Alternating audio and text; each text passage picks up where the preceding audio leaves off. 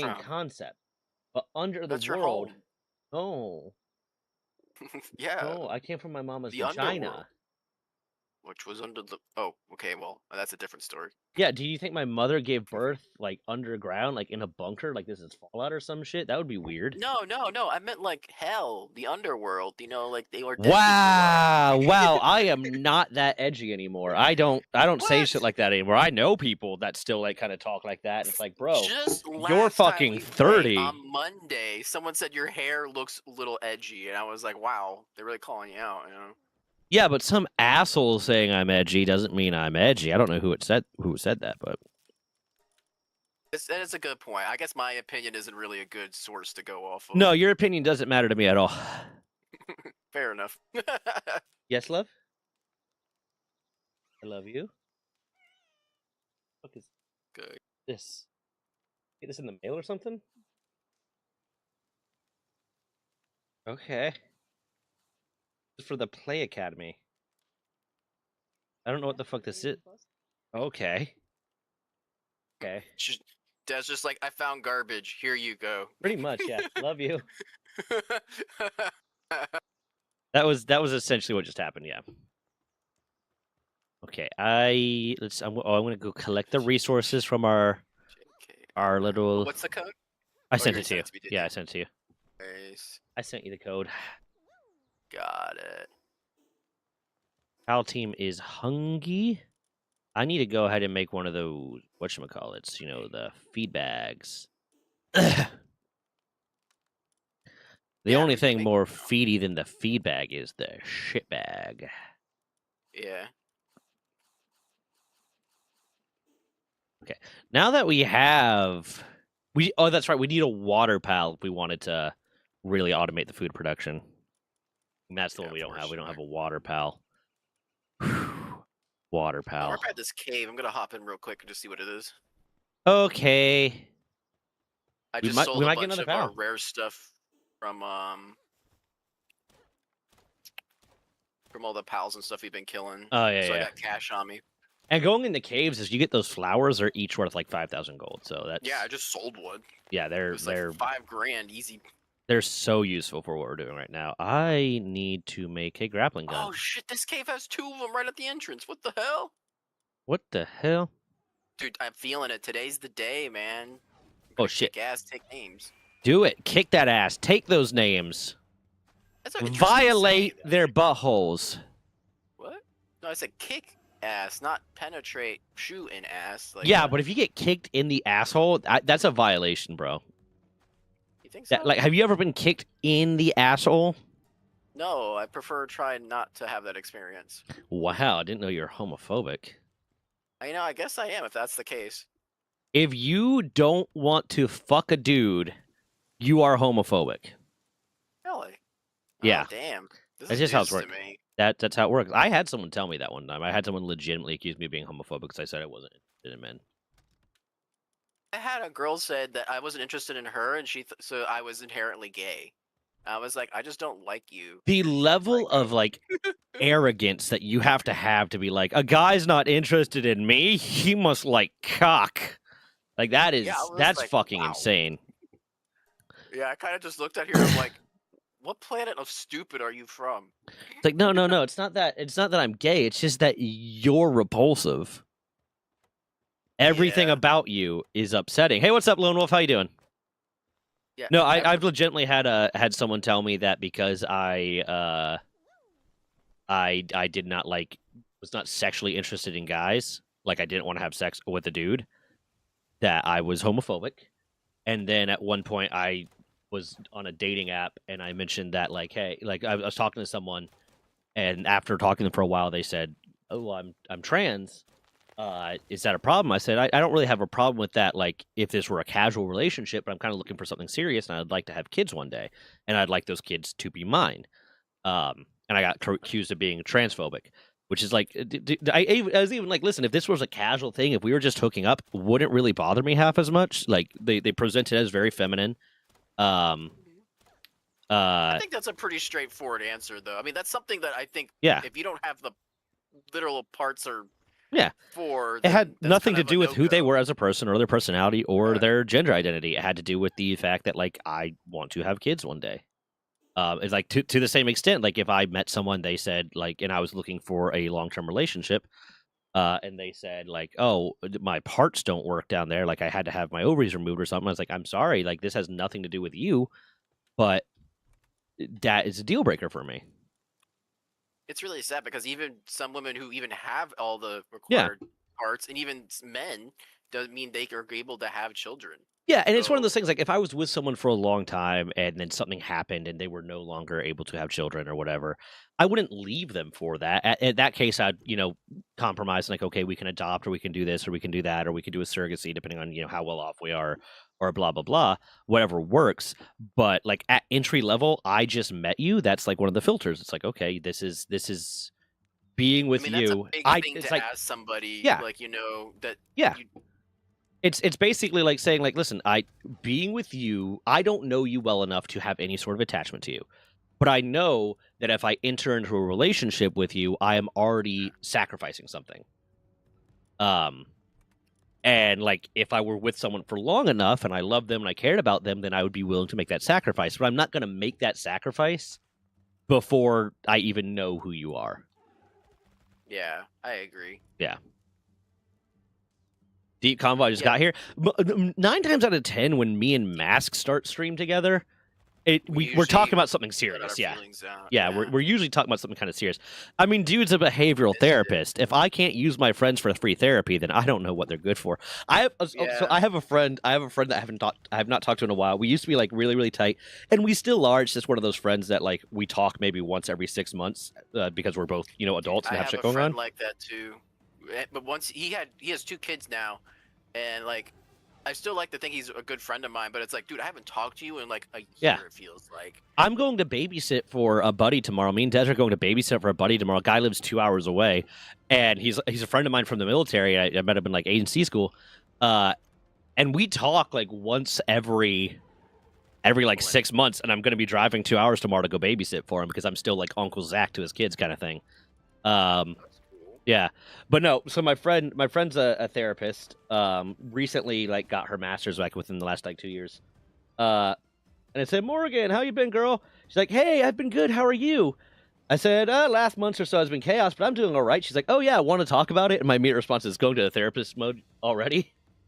Like, because it's just her immediate response of like, oh, like you hinted that something might be wrong. Yeah, I'm a therapist. I'm going to talk about it. Stupid monkey. Yeah, these goy rats are just fucking being dicks, dude. They just walk into base and die. Oh my god, look at all the honey and milk and Yeah. Yes. No, they're doing good. They're putting out. Our little guy's putting out. Money, obviously, LMFAO. Wait, where did the money come from? How'd the money come into that conversation? Did we mention money? Did we? I don't think we did. I'm so confused. My memory is like that of a goldfish some days. I'm gonna be honest with you. Yeah, no, my memory's like that of goldfish most days, and I still can't get my fucking Vyvanse. They put my psych put me on Wellbutrin. I've had that before too. I had a bad reaction to Wellbutrin. I had it before too, but like I had it. So like, yeah, Thanksgiving went well. How about yours? I know like you're not in a country that really celebrates it, but I remember you saying something about like celebrating it because Which has nothing to do with the Native Americans, by the way. Just heads up. Yeah. And I'm part of the Cherokee Nation, so you know what? I can celebrate it if I want to. That's cool. I wish I was descendant close enough. I don't think I have a percentage enough to be considered. I was born in a Native hospital. Like I goes back far enough that I'm related to Native Americans, but like it's not close enough where like I could claim to say that. Yeah. No, I was born in a Native hospital. In a hospital. You might be muted. Oops. Oh, I am muted. I was born in a Native hospital that like is in Tahlequah. That is, the capital of the Cherokee Nation. Like to go to that hospital, you have to be a member of the tribe. So if you're born in that hospital, you're just presumed to be a member of the tribe. Cool, because dude. like the only way to be in that hospital to begin with is to be like to have be checked off and have your descendancy checked and blah blah blah. The gel shots were good. The gel shots were pretty good. I had a lot. We got there a little bit later than we planned to. So we finished them off in the freezer because they weren't like congealed enough, like when we first when we were first ready to do them. So we put them in the freezer, and let me tell you, putting Jello shots in the freezer is actually pretty awesome. Really? Yeah, one like it came out easier, and it was almost like having like a popsicle a little bit that was alcoholic. Well, I went any out. feedback stuff for you? Ooh, thank you. I went out to eat with the family. I normally do a home cooked Thanksgiving meal for everyone, but I'm out about to pop and wasn't about to spend. Oh, I No, can't no, see it like yet. it would Scrap be that. It's ridiculous. recipes in here, isn't it? It would be Yeah, insane it for is. you to be cooking a Thanksgiving We also dinner have like a in your state. musket recipe. Did we even make the musket? Yeah, I think that's level 21. I cannot make the musket. That's at level this 21, table, yeah. though. I wish if you had the schematic, Okay. it would let you make the thing. We need a shit ton of iron. Yeah, I have 24 making right now, but I need to make myself a grappling gun. That's gonna suck. So right now I'm harvesting some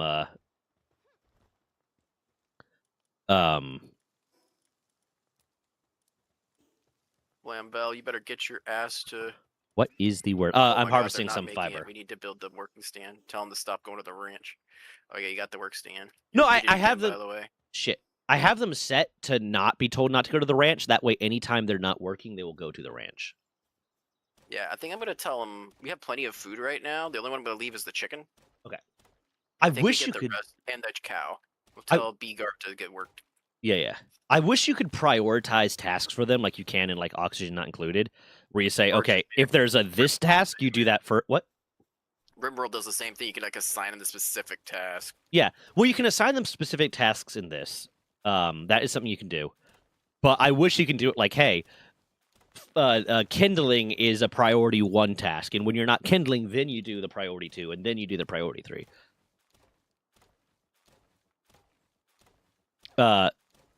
Monroe really likes that I brought Thanksgiving traditions with me, and she likes the idea of being thankful for it. Yeah, that's really nice, and ultimately it is a.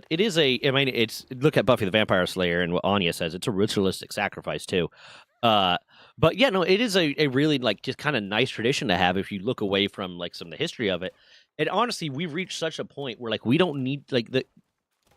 Yeah, it's got a bad history, but that's not even what it's about anymore. It's not about that anymore. It is its own thing. Well, the first Thanksgiving, what it was is that it was actually because the British told the colonists, once you get to the mainland, to make it to the Americas, have a feast to celebrate that you made it, and for those that didn't make the travel. Yeah. And then there So was it- the whole like, oh yeah, the story at least of the Native Americans gave all this food and blah blah blah, and then a few years later we started killing them. It's like it's just because something has a bad history doesn't mean you can't reclaim it with something good. I found some Hard Mountain Dew yesterday, and they aren't that bad. It's only 5% alcohol content. Oh yeah, I've had Hard Mountain Dew. I don't really care for it. I'm not a fan of it, but I know a lot of people that like it. You know what I've had that I thought was going to be ass? What? Pabst Blue Ribbon makes a hard coffee, Oh, and that shit's good. I thought you were about to just say PBR in general. Like when I was younger, I mean, yeah, it's It was- it's a trash beer. yeah. And when I was younger, it was like a cheap beer that you can get like for $1. You can get like a 20-ounce can. So I drank it then just because it's poor. Yeah, so I expected going into, PBR, poor ass beer that doesn't taste very good, Yeah, with coffee was probably not going to taste good, but it was It- good. tastes wasn't like that aluminum. Hey, I'll have to try sometime. Because I am a beer drinker. Like I know a lot of people are like beer's bad. Like no, I like beer. And people are like you just like beer because it's cheap. It's like and it has alcohol. It's like no, I like beer for the taste. Like it is a drink that like if it weren't alcoholic, if I were in the mood, I might drink it kind of. Yeah, I think a big part of it though is the beer itself and who made it and where it's from. Yeah, not all beer's good. I don't like yeah, but, like- IPAs. I don't like stouts. I got really spoiled. One of my friends from Miami, eventually his family moved to Belgium. And when I was 16, they invited me and my mom over to come visit. And we did like a trip over there. And the drinking age is 16. So I was like going ham drinking as much as I could. You find out it was all like the non-alcoholic version that you're having, but No, you're I acting do like a know when drunk I idiot. was in Paris, I was drinking a bunch of Guinness. And then I think my friend's dad's like, okay, he's trying to drink too much, like, and told the waiter just put water in it. Kind of trick, because I was already like 3 drinks or 4 drinks in, and I didn't have any tolerance. Like, how Yeah. the fuck am I supposed to know? Yeah. That almost reminds me. I screwed with a buddy one time. He everywhere we went out, whenever me and him would go somewhere with like a group of people, no matter what restaurant we went to, he would order the chicken. To the point of like, we asked him one time, we're like, "Hey, Moore, have you ever had? You met Moore? Have you ever had like sushi?" He's like, "No." I was like, "We're going out to sushi. Come with us." He's like, "Okay, cool." And we get to the sushi place. We get to Sushi Saki in Doral. We get to Sushi Saki, and he's like, "You guys have chicken?" And me and my buddy look at him. I was like, "You came to a sushi place and you're asking for the chicken?" He's like, "Well, I don't really like sushi." I was like, "Have you ever had sushi?" "Well, no." He's like, "Order the chicken, but get a sushi roll. Just get a sushi roll. See if you like it." And I was like, "And if you don't like it, I'll pay for it." He's like, "Okay." He gets the sushi. He likes it. Cool. He goes to Red Lobster with us. He gets fucking chicken. Like everywhere we go with him, he gets fucking chicken. So at one point, I'm going out with my roommate, my girlfriend at the time, a few people from the fucking class we went to, the lightsaber choreography thing we went to, and we're going to Cheesecake Factory. But me and my girlfriend and my roommate get there first.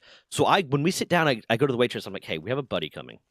When he gets here and he sits down and you go take his order, just like, can you tell him that, like, hey, the back ran out of chicken, like, he ran out of chicken stock, he can't serve chicken because he needs to learn to eat something other than fucking chicken."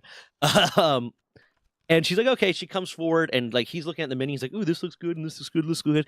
The waitress comes up and says, like, "Oh, just so you guys know, we don't have any chicken in the back." And he just like looks at his menu, slams it on the table, goes, "I guess I'm not fucking eating." And like I got so pissed at him. I was like, "Are you fucking kidding me? You can't. Are you such a goddamn? You are 20 something years old. You're such a goddamn child. You can't eat anything other than chicken, and you're gonna be so fucking disrespectful that you're gonna slam the table down and throw a fucking tantrum in front of the waitress, who's not her goddamn fault. Order something else. The macaroni and cheese glam burger's fucking delicious. Get that." And he's like, "Oh, okay." He ordered the macaroni and cheese glam burger. He fucking loved it. And like when we go to end the day, like and checking out and stuff, I said, "You better leave a good fucking tip." Because of how, because he did not tip well. Moore was not a good tipper.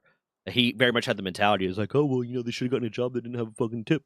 Blah blah. So I was like, "You better leave a good fucking tip for how much of an asshole you were being." Damn. Yeah, Moore was a problem sometimes. Funny guy, but yeah, he did seem like got a little bit of a childish side to him. He was I mean, he funny wasn't my because he favorite was stupid. He was funny because he was dumb. Let's be honest. Most of the humor about him was he would say stupid shit, and it'd be like, "Moore, what the fuck are you talking about?" Me and one of his supervisors kept a book of Moorisms at his supervisor's desk, and every time he said something stupid, we would write it down. I love Mountain Dew personally, but then again, it has been one of the two sodas I grew up drinking. I liked Mountain Dew when I was younger, but now, like, it tastes too much like chemicals to me. It doesn't have it. Like, you can drink some sodas, and yeah, they all taste chemically for the most part, unless you go to like South America and Central America, in which case the soda's fucking delicious. Is it out of a bag? No, like I got like canned soda and bottled soda down there that was fucking amazing in Honduras. Oh my god. Costco, I get the Mexican Coca-Cola. Oh yeah, like if you actually get it, that's imported. Yeah. Yeah, it's better. It's so much better. But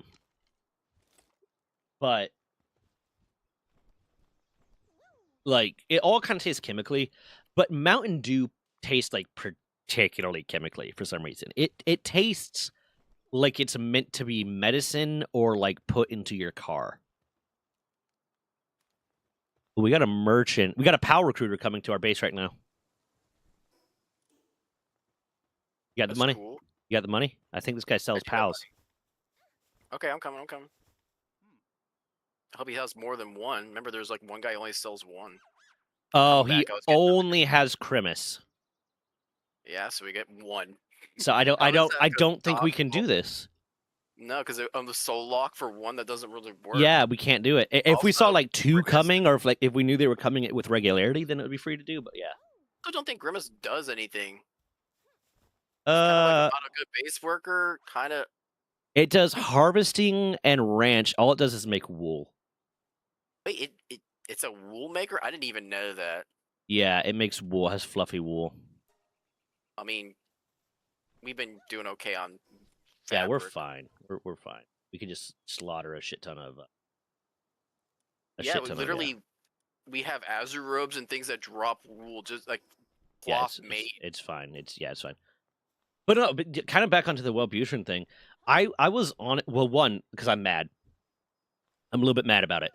Uh, I had been on Wellbutrin before, but like when I was in the military, like, and I was still seeing a psych like in the military when I was on my way out the door. It was very much anytime I said like I would go to my psych appointments and they'd be like, okay, how are you feeling? It's like, oh, I'm still feeling kind of like this.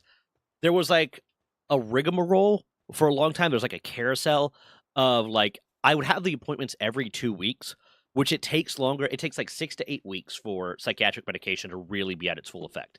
But I have an appointment every like 2 weeks, and I go and I say, "How are you feeling?" It's like, "Oh, I'm still feeling kind of blah blah, or I'm still kind of tired, I'm still kind of low energy, or still have this, or I'm still have trouble sleeping, blah blah blah." And it'd be like, "Okay, well, clearly that medication's not working," and then would switch me to something else before anything had the chance to take effect. So after a while, I just kind of said, and when I realized like they're just going to keep doing this, and it's not going to give enough time for anything to take effect. Like they have the signs in the office that say it takes 6 to 8 weeks for these medications to take effect, so be prepared for that. Hey, you know what? I think I figured out how we can make this PAL tamer work How?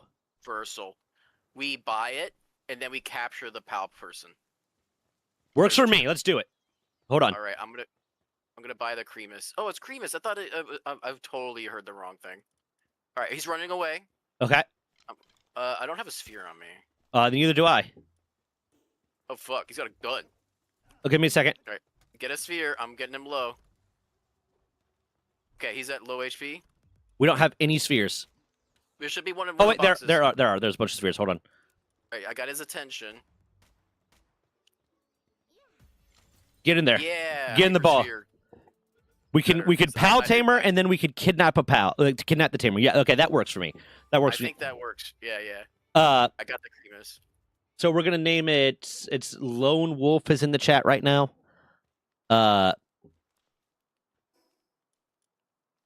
Ooh, there's Rista's also in the chat, and with Crimus and Rista, we can make it Rismas. How do you spell that? Rismas. Rismas? Yeah. All right, Rismas. Got it. Oh my god, this PAL has like every awful stat. What the fuck? It has 4 terrible stats in it. How the hell did he even sell this? It's a fucking scam. But yeah, no. So like, after a while of going to the psych, I just started and realizing like he was just going to keep doing this. I just started being like, you know what? I'm going to go in there. I'm going to say, yeah, I'm getting better. I'm getting better. I'm getting better. And I'm not going to mention like, hey, I'm not perfect yet. Because my thought going into it was like, oh yeah, I'm going to let them know that I'm not like, I'm not like I'm not feeling as best as I could yet. But because that it feels like you should be able to be honest with your mental health professional, right? I think great. But like after a while, I did that and I said, oh yeah, it's helping. It's definitely helping. I feel it helping. I didn't mention everything else, but I feel it helping. I feel it helping. And then after I'd settled for a bit, and I was like, okay, like this is still like I'm still having issues that I wanna fix. I'd bring those up. And instead of like being like, oh, maybe we need to change out the medication or whatever, because I said, okay, this isn't working as much as I thought it was, I was like, okay, well, it was working before, and would just add a new medication on top of it. Like a new psychiatric medication on top of whatever I was taking. So at one point I was taking 7 different pills every day. Yeah, from my psych, I was taking 7 different pills because rather than coming to the conclusion of like, okay, maybe this one's not the perfect one for you, and we should figure out a new one for you. He'd just be like, oh well, yeah, it was working before, so now we just need to add something else to fix it out. So I was taking Wellbutrin before, but I could not like ascribe any side effects because that was like one of the ones they gave later on. Oddly enough, they gave me Wellbutrin after prescribing me Adderall. Like Adderall was what they prescribed before Wellbutrin. If I remember correctly. But so I go through that whole like rigmarole of that. I get prescribed all this different stuff. Eventually I start getting off stuff. But I could not say whether or not any one thing was working to me. Like when I got my new psych recently, and she's like, well, you've been prescribed this. Have you been prescribed this? It's like, yeah, I took that at some point. I took that at some point. She's like, well, did it work for you? I was like, honestly, I can't tell you because I was on like 7 different things. She's like, why were you on 7 different fucking things? Like, I don't fucking know. But she's like, okay, I'm going to give you Wellbutrin. We're going to try that because I've been trying to get on Vyvanse because I know the Adderall worked for me, and Vyvanse is just a less intense version of Adderall. She's like, okay, well, I want to try Wellbutrin first, and blah blah blah. And all this stuff. I was like, okay, cool. I have been getting some serious like aches and back since I've been on it. Like my back and my muscles are constantly aching. They're constantly hurting. They constantly feel tight. And like I looked up that's like a side effect of it. I'm like, okay, I guess and apparently it goes away after a while. But like then like I've both the like different readings I'm seeing is like, oh yeah, that's a common side effect and it'll go away within the first 2 weeks. And then another Really? and then another one I'm getting is saying like, no, that means you should probably go to emergency room and immediately stop taking the medication. Like I was like, I don't know how to respond to this. And part of me is like, okay, I could just call my psych or text my psych and be like, hey, I'm having this side effect. What would you recommend me doing? But one of the motivations I have to not do that is the fact that I was looking at, because anytime I get prescribed medications, I always look at myself, the drug interactions for them. Because I've had multiple times in the past where a doctor has tried to kill me because they were giving me stuff that really should not be prescribed together. The other medication my psych is currently prescribing me is amitriptyline. If you put amitriptyline into and Wellbutrin into a drug interaction checker, it says major interactions, these should not be taken together. And it explains that taking Wellbutrin and amitriptyline together will cause the amitriptyline to stay in your body longer, overexpress itself in your body. So all the negative potential side effects you can take from overdosing on an SSRI basically are more likely to happen if you're also taking Wellbutrin. And I'm supposed to take my amitriptyline right before bed because it's also supposed to help me get to sleep. They're using it as both like a mood stabilizer and SSRI, but also to help me get to sleep. Too. Yeah, but what that means is that she is trying to tell me, take this medication with this medication, that taking them together could potentially kill you, could give you serotonin syndrome, it could give you all these other negative side effects, and then go to sleep. So if I start having some of those negative side effects, I won't be awake to notice it. That's crazy. And I'm kind of furious, and thank God I haven't been taking that because like they prescribed me the amitriptyline first, but I was having a real hard time remembering to take the medication I needed and blah blah blah and all this different stuff. So I was kind of taking intermittently. So when they put me on the Wellbutrin, I'm like, okay, right now the biggest thing I want solved is the ADHD and the executive dysfunction and stuff like that. So I'm going to take whenever I get prescribed multiple medications at a time, unless they have a really really good reason of why I need to take both of them at the same time, I take one first. And I take that for like a week or two, and then I determine, okay, then I start taking the next one. That way I can kind of like rule out which one is working and which one isn't, because I don't trust the doctors to make those decisions anymore because of how many times they've almost fucking killed me. Fair. And yeah, and then luckily, like before I was going to start taking the amitriptyline the other day, and I was like, I'm going to put this into a drug interaction checker real quick, and I saw that. So now it's like, okay, cool.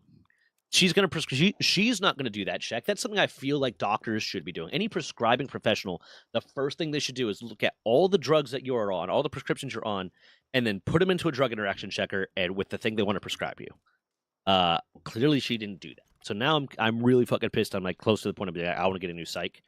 But I'm also really fucking tired of having to start over and then reconvince these doctors that, yes, this works for me. It's like, well, I want to try something else. I don't give a fuck what you want.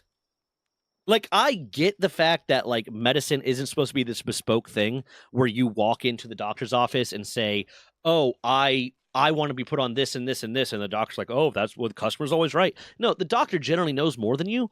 But, like, if I walk in and say, this is working for me and this works for me and this works for me and I've been taking them for this long, and the doctor's like, well, I would like to try something else. Fuck you. I am happy with how this is working for me. I don't want to try something else. Yeah, and one of the things too, especially in the U.S., is doctors are kind of like used car salesmen. Yeah. They get commission for some of the drugs they prescribe. Do they directly get commission, or is it like one of those? Is it one of those like under the table, like, hey, we're gonna throw you a little bit of money here and blah blah blah? I'm not exactly sure. I'm sure each one may be different because there's probably a loophole for it, to keep it hush hush. Someone clip this out and send it to Dr. Mike and ask him if he can answer this. Yeah, I'd be interested. 'Cause is it a myth? Is it real? Does that actually happen? Like I feel like there probably is, definitely, because any organization, any sort of thing is going to have corruption. So there probably, Mike. yeah, there probably is like a level of like people being like, hey, we can't pay you to prescribe this, we can't give you a commission to prescribe this, because legally, if you could give a commission to doctors to prescribe things, this would be the most broken healthcare system in the world, and it kind of is. But it would Yeah, be, it's very broken. it would be beyond, it would be beyond even what like I think most people are thinking. um I agree with it. but like I there think probably is a level of like, hey, if you prescribe this, then maybe we'll give you discounts on it. That way you can keep the extra. Like they're not saying like, oh, you get 10% of sales, but they're saying like, hey, we'll give you this stuff a little bit cheaper and you can pocket the extra, whatever the fuck it is. I mean, for the most part, like most doctors aren't the ones handing you the medication. You go to a pharmacy for that. But like, you know, there's probably some level of shady, like, oh yeah, we would really love to donate this Lamborghini to your office, kind of thing. yeah, that's pretty crazy. Yeah. But I don't know how true that is. That's all just conjecture. But yeah, no, like I'm starting to get really, really tired of just basically everyone in my medical team. My current PCM though is amazing. I love my current PCM. Unfortunately, he's also a lieutenant commander in the Navy, which means within the like next year or two, he's going to be PCSing somewhere else, and he won't be my primary care manager anymore. But he is really good. Like every time I've come to him and I've brought issues, he's like, okay, yeah, well, I'll schedule you for this test. I'll schedule you for this test. We'll check this right here. This is what I think it is. But if you're concerned about this, and we can also check this. I don't think it's big of an issue. But if you want to do it, And we can do it. Like, yeah, I think that's something too. I think there is a certain level where you want your patient to be active in their to healthcare. have There agency. now the thing is, the hard part I can see as a doctor is there's definitely some people who are like, I saw this like advertisement and I think I should have this, yeah, or I saw a TikTok. I think I have autism, ADHD, OCD, and everything else. And that's the you need to problem is prescribe. Yeah, those people who go in there and they're like, oh, I have this, I have that, and they don't have really anything. It's just maybe more of a mental thing of like, I yeah. saw it and now I'm afraid I have it. Yeah, there is definitely that, and like I'll openly admit, there's times when I could be a little bit of a hypochondriac, and a lot of that comes from the fact that when I was younger in the military, and I'd go to my doctors and say like, "Hey, I think I have this issue," they'd be like, "No, you're fine. You're young. You wouldn't have that. You know, you're fine. You're young." And then it turns out a lot of those Yeah, things were true. Like I was correct about a lot of those things. I Um, hate hearing that you're fine, you're young. yeah, It's the totally the boomer. It's the boomer saying you're yeah, fine, you're young. You don't have to worry yeah. about that. Go play out in the street, kid. Don't worry about the cars. Well, my first prostate infection, well, not my first one, my second one. My first one when I was in the military, because I got a prostate infection when I was like 17. Damn, But man, my that first sounds awful. no, but basically what it was a UTI that I didn't treat for long enough because I was like, this is whatever. I don't Uh, whatever. And then that those can become prostate infections for men. But damn, the that's second one I had, I go to my PCM and I explain like, hey, I've had a prostate infection before. I noticed one of the symptoms of it. I explained what that symptom was. That symptom, for all the young guys out there, the symptom of like, there's a lot of other symptoms, but one of the ones that's really like scary is blood in your man juice. If you have blood in your man juice, it's a good sign that you have a prostate infection or prostate cancer. And prostate cancer runs in my family. My dad just got his yeah. prostate removed. My grandfather died with prostate cancer. My grandfather's brother had prostate cancer. Um, so like, yeah, it runs in my family, and I was aware of that. I go to the PCM, and they say to me, this dude, Dr. Angelo, or whatever the fuck his name was, says to me, he's like, oh, well, like, you know, you're kind of young to have a prostate infection. I said, well, I had one before. He's like, yeah, you're kind of young to have a prostate infection. What's the likelihood of you getting two? Very high. If you have Yeah, one, you are more susceptible of having them again. The first one was a fluke. The second one was kind of like, yeah, it's going to fucking happen. Especially because when men get prostate infections or when men get UTIs, doctors oftentimes don't treat them as strongly as they need to because they're used to treating women with UTIs. Women with UTIs will get like 2 weeks of antibiotics, but men with UTIs need 4 weeks because our urinary tract is longer. And they will do 2 weeks of one antibiotic and 2 weeks of another one, to make sure it's not something that a bacteria that is immune to that specific antibiotic. So like his solution for like, oh, you probably don't have this is was that I was handling myself too aggressively. That's what he tried Oh to my claim, goodness. was that I was handling myself too aggressively. And I looked at him and I said, I was fucking 19 at the time, I think. So I looked at him and said, I was like, I've been doing that for 6 years, and the only other time that this has happened was when I had a prostate infection. And he's like, well, okay, well, if you want to get tested for it, like, I guess you would get your blood test. I get my blood tested. My PSA levels are at like 4.0. I have a fucking prostate infection. He gives me 2 weeks of antibiotics. And I have a follow-up 2 weeks later. And he says, oh, how are the symptoms? I said, well, the symptoms are gone. It's like, okay, cool. Doesn't give me any more antibiotics. 3 months later, I get another fucking prostate infection. Same fucking thing. He argues, well, it'd be really weird for you to get another one. It's like, no, the fuck it took like 3 or 4 prostate infections before I got him to refer me to a specialist. And that was largely because like the only reason I got referred to the specialist was because I was saying I was basically, saying I want to see a fucking specialist. I think this is ridiculous. This is the 4th time I think I need to see a specialist. Oh, no. Like, we'll just give you antibiotics. You'll be fine. It's really weird that you're getting them a lot, but you'll be fine. And I just kept saying, no, I want to see a specialist. I think it would be negligent of us to not see a specialist. I think blah, blah, blah, blah, blah, blah, blah. And I kept saying like all this different shit. And he eventually got me to a specialist, and the specialist put me on antibiotics for 6 months. Because at that point, I had so many prostate infections and been given so many different antibiotics that there was a concern that the bacteria culture that was living in my prostate basically had developed a strong resistance to antibiotics. Jesus, man, you're making so- like the ultimate prostate. Yeah, I became a germ. super carrier for like antibiotic resistant prostate bacteria. Infection. Uh, Bacteria. Yeah, and then so I had to be on it for like 6 months to finally get it treated, and then after that 6 months, I had to go in every quarter for 2 years and get a prostate exam, because for like a year and a half, get a prostate exam just to make sure it wasn't coming back, because there was still concern that like, oh, we killed it enough, but there might still be a culture in there that can continue to form it. Yeah, but you know what? That's his logic of, oh, you're yanking it too much. Well, if when I release and there's blood in there, it's not a pleasant experience either. Yeah. Why would I continue to do that if it's not something I enjoy? I feel like if I fucking broke something in my goddamn dick, because he was saying, oh, you're probably being too aggressive about it, and you might have burst a blood vessel or something. It's like I feel like I would have felt that. Yeah, right. I feel like I'd have been imminently aware, and I would have stopped doing what I was doing. I'm not even going to bother with the PAL expedition station right now because we don't have enough PALs to do it. We also don't have the tower unlocked, so we don't have anywhere to send them. Yeah, but no, it was a ridiculous thing. But that has contributed a little bit. That was one of the things that contributed to me being a little bit of a hypochondriac, because like I've had so many times that I was right, that I did the research. I have a scientific background, so I know how to do the research, and I do the research, and I'd go and present like, hey, I think this is an issue. And they're like, no, you're ridiculous. You're fucking insane. What do you know, little dumb boy? So like I admit I'm a little bit of a hypochondriac when I get certain symptoms where I will immediately like schedule. I'll do a lot of research. I'll schedule an appointment. I'll go to the doctor. I'll bring this and this up. But a part of that's also like I do the research because it seems like every fucking doctor I seem to have for the most part is thinking horses, not zebras, but doesn't even consider the fact that the zebras fucking exist. Yeah, when you hear hoofbeats, you think horses, not zebras, but zebras still fucking exist. So sometimes it's zebras.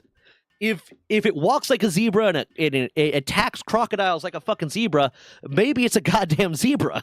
Like, what the fuck are you talking about?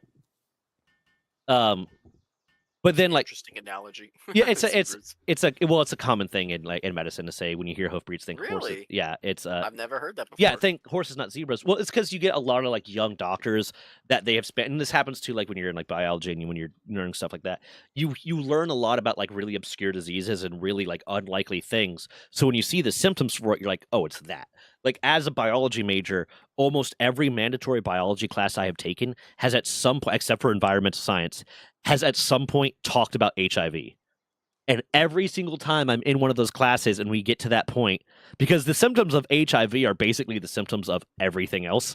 So every time we get to that point, I'll be like, oh, I got a weird rash and maybe that's a bug bite, but maybe it's fucking HIV. And I'll go like schedule a blood draw. I'll schedule like an STD panel because I just start panicking. So I like, just because like the class gets me a little bit paranoid about it. And that's kind of like what they're getting at with you think horses, not zebras, because like there's this inclination to like immediately go to the worst case scenario for especially like young doctors.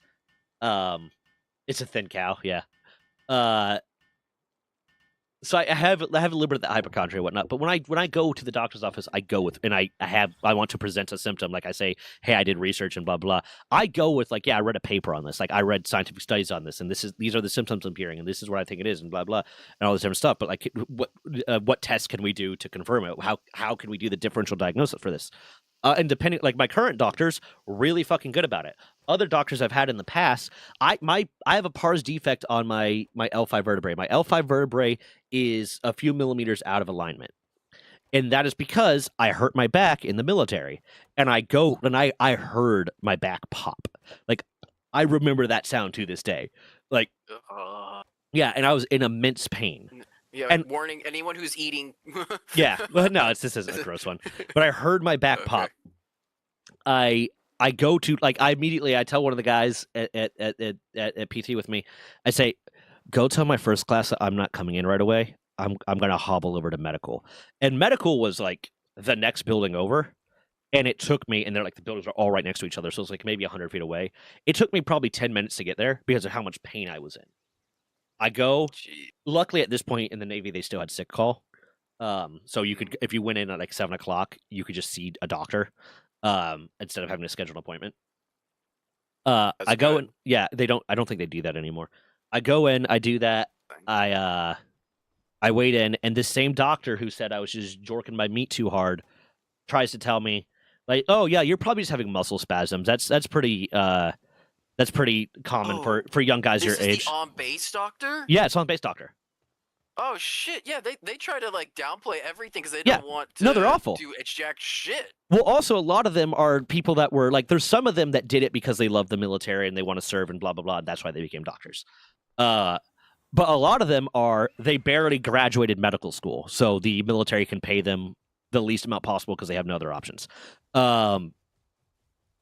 And yeah, I hobble over to the building. I sit down. He's like, "Oh yeah, we probably having back spasms. Probably have muscle spasms. That's pretty common." I'm like, I said I've had muscle spasms before. I've had that. I pulled a muscle before. This feels worse. This feels intensely worse. Like I can't straighten my back out. I am walking at a 45-degree angle. And he's just like, "Oh, we'll give you some muscle relaxers. You'll and some naproxen, some muscle relaxers, and some lidocaine patches." That's what I got. Yeah, I got some beaver tranquilizer. You'll be fine. I got muscle relaxers, naproxen, and lidocaine patches, which would make sense if it was a pulled muscle. But it didn't help at all because what I had done was knocked my L5 vertebrae out of alignment. So lidocaine patches weren't going to do shit, and muscle relaxers weren't going to do shit, and naproxen is garbage to begin with. And then, like, they give me 2 days of SIQ because I can't even barely fucking walk. So I'm out of work for 2 days. I still had to go up 4 stories into the building I worked in and hand the SIQ shit to my LPO. Because when I didn't know his number by heart, his office number by heart. You're not allowed to have phones in the building we worked in, and I couldn't get anyone else to do it for me. So I still had to go up like 4 stories and do that. And I think he'd want to make me. I think there's something about having to muster or something like that. I don't remember what the fuck it was. It was a while ago. I was like 20, 21. That's 21, yeah. And so I go up and do that. I'm out of work for 2 days. I come back in. I go to sick call on like the Monday because this or whatever day it was, whatever day I came back to work. I go to sick call again because I'm still in an exponential amount of pain, but I can kind of walk a little bit better than I was before. And the doctor's like, "Oh yeah, well, it seems you're getting better, so we'll give you some more muscle relaxers. We'll give you a little bit more lidocaine patches and some more naproxen and blah blah blah, and you should be fine." And didn't give me any more SQ or anything. At no point did the idea of giving me an X-ray. We had an X-ray machine in that building. There was an X-ray machine in the building. At no point did the concept of doing an X-ray come up, which would cost them nothing. It would cost them like a few pennies of electricity to do the fucking X-ray. It's yeah. At no point did they X-ray. No, whatever. For the next 2 years, once a month, I would end up waking up or like moving weird and be in such intense pain that I could barely walk for a few days. And I'd go to medical and they say, "Oh, you're probably having muscle spasms. You're probably having muscle spasms." 2 years later, eventually oh God, how long ago was it? Like 2 or 3 years later, when I'm getting out of the military and I'm doing all my VA shit, and I go to the VA to get rated for my physical conditions, I was having one of those days where like I could barely walk. And I walk in, and the person who's rating me, who's like doing the whatever, sees me like hobbled over and is like, "Is that on your record?" It's like, "I don't know if it's on your record." It's like, well, she's like, "Do you have like a back injury?" It's like, "Yeah, I think so. They just keep saying it's muscle spasm." She's like, "Is it on your record?" It's like, "I don't know." He's like, "Okay, um, I'm gonna do the rating, but then we're gonna send you over to the like hospital on our little campus, and we're gonna get you an X-ray because that's not muscle spasms." Uh, I go and get my X-ray, and it was like the 2 or 3 years later, they finally find out that I had knocked my L5 vertebrae out of alignment. That's what happened. My back was no longer in alignment. My spine was no longer in alignment. Uh, and I go to medical following up for that, so I can start getting scheduled out to see specialists and get physical therapy and whatever else they could possibly do. And the doctor I had at the time, I had to get get LOD to get out of a PRT because this was happening around the PRT cycle at one point, and I definitely couldn't run. I might have been able to knock out a few push-ups, was not going to do any curl-ups or run because of my back. So I had to get like LOD to get knocked out of that. And when I went to get, this was like a few months before, and when I went to get the LLD and say like, "Hey, I can barely fucking walk. I definitely can't run a PRT." The doctor that came in to do it, who was a military guy, is basically accusing me of malingering. He's basically making shit up. Yeah, like faking an injury to get out of work and shit. Dude, and here's the thing: my first command, I was a CFL. My first command, I was the one that led the PRT sessions. It wasn't until after I hurt my back that I started doing that because I couldn't keep up with the physical standards because I couldn't run, I couldn't exercise, I couldn't do shit. I put on a lot of weight and I couldn't keep up with the physical standards because I couldn't exercise because of this injury. So like starting to say, "Oh, you're just lazy, you don't like exercise." No, fuck you. I love exercise. It's one of my favorite things. Go on, but yours before I finish. They tried to do that to you because you were in boot camp. Yeah, they did the same thing to me at boot camp. Yeah. Where they're like, "Are you playing semantics?" And I'm like, "Are you fucking kidding me right now?" I'm in intense pain. What the fuck are you talking about? I went to the emergency room twice since I've been here. It hasn't even been more than like a week. Yeah. Two. I'm like, okay, yeah, go tell it to all the doctors that stabbed me multiple times trying to put an IV in me and they couldn't do it. Yeah, it's fucking insane. But this guy started asking me a lot of questions. He's like, "Oh, you haven't had any problems with your back before. It's on your record," which is why I didn't think it was on my record. But that's also a stupid thing to say. Like, it's like if you got into a car crash and you broke your leg and then you went into medical and you're like, "Yeah, I need a cast and I don't think I'm going to be able to, walk in formation or do PT." And like, "It's funny, you never had a broken leg before. Are you faking this shit, mate? Go fuck yourself." Holy shit. Physical injuries, they happen. They just fucking happen. What are you talking about? But like, yeah. So when I go back in after I get the X-ray from the VA, and I have a follow up. So they do the X-ray. I don't get a result while I'm there, but they said, "Hey, schedule an appointment within like 2 weeks or whatever the fuck it is, and you'll be able to see your primary care physician, and they'll have the X-ray, and they'll be able to tell you what's wrong with you, and blah blah blah, and all this different stuff." I go and I see him, and he's like, "Oh yeah, it looks like you have a pars defect. Your L5 vertebrae is out of alignment by this many milliliters or whatever. That could explain a lot of this stuff. Son, if you had gotten this treated when it first happened, it probably wouldn't be a problem anymore." Holy fuck. Yeah. He explained to me that effectively, if I had gotten that injury and I had immediately started receiving treatment, it would have been really easy to realign my spine, heal it in place, strengthen the muscles around it, and it would have been held in place and I would not have an injury. But because of how long I went without treatment, it kind of had set where it was, and there was the best I could do is lessen the symptoms and not fully treat it, kind of thing. And I wanted to look at him. I was a little E5, and I wanted to look at this fucking lieutenant commander, whatever the fuck his rank was, and be like, "Are you fucking kidding me? I want to go down to the army right now, get a gun, and shoot you. What the fuck are you talking about, you piece of shit?" Like, I was so fucking mad. So yeah, I have a lot of distrust for medical professionals. Yeah, I don't blame you, dude. Yeah, I remember going even when I was going through boot camp and the people there, the whole time, is you serious? Is this real? Are you faking? Are you faking? Are you faking? I'm like, I mean, I'm here right now. What the fuck do you want me to do? There's not shit I can do about this. You piece of shit. What the fuck? Um. I Yeah, no, that remember a was just a fucking nurse thing. That was fucking was annoying. because they put me on suicide watch. Yeah. Um, What was the reason why again? Like you ended up getting medicated out of boot camp? I kept having like crazy intense panic attacks. Hmm. Like, like the last one, the one that sent me home, they said my BP was like, or BPM, whatever it is, the beats per minute, was like over 220 or something. I'm like, that doesn't make any fucking That's sense. dangerous. Yeah. Yeah, like that, I should be like borderline dead. But And that's what that's they were also a like. Oh weird yeah, thing for them to be like, "Oh, are you just being a little bit of a pussy?" Sure, yes. I need to go home. Either way, either I don't want to be here and I quit, or I medically can't be here and you send me home. Either way, send me the fuck home. yeah. Well, one of the things, the problem for me was my body was in fight or flight syndrome, and it was like Yeah. either I can't contain it, and I'm gonna start kicking ass and beating the shit out of people because I feel like I need to defend Or you're gonna myself, break down.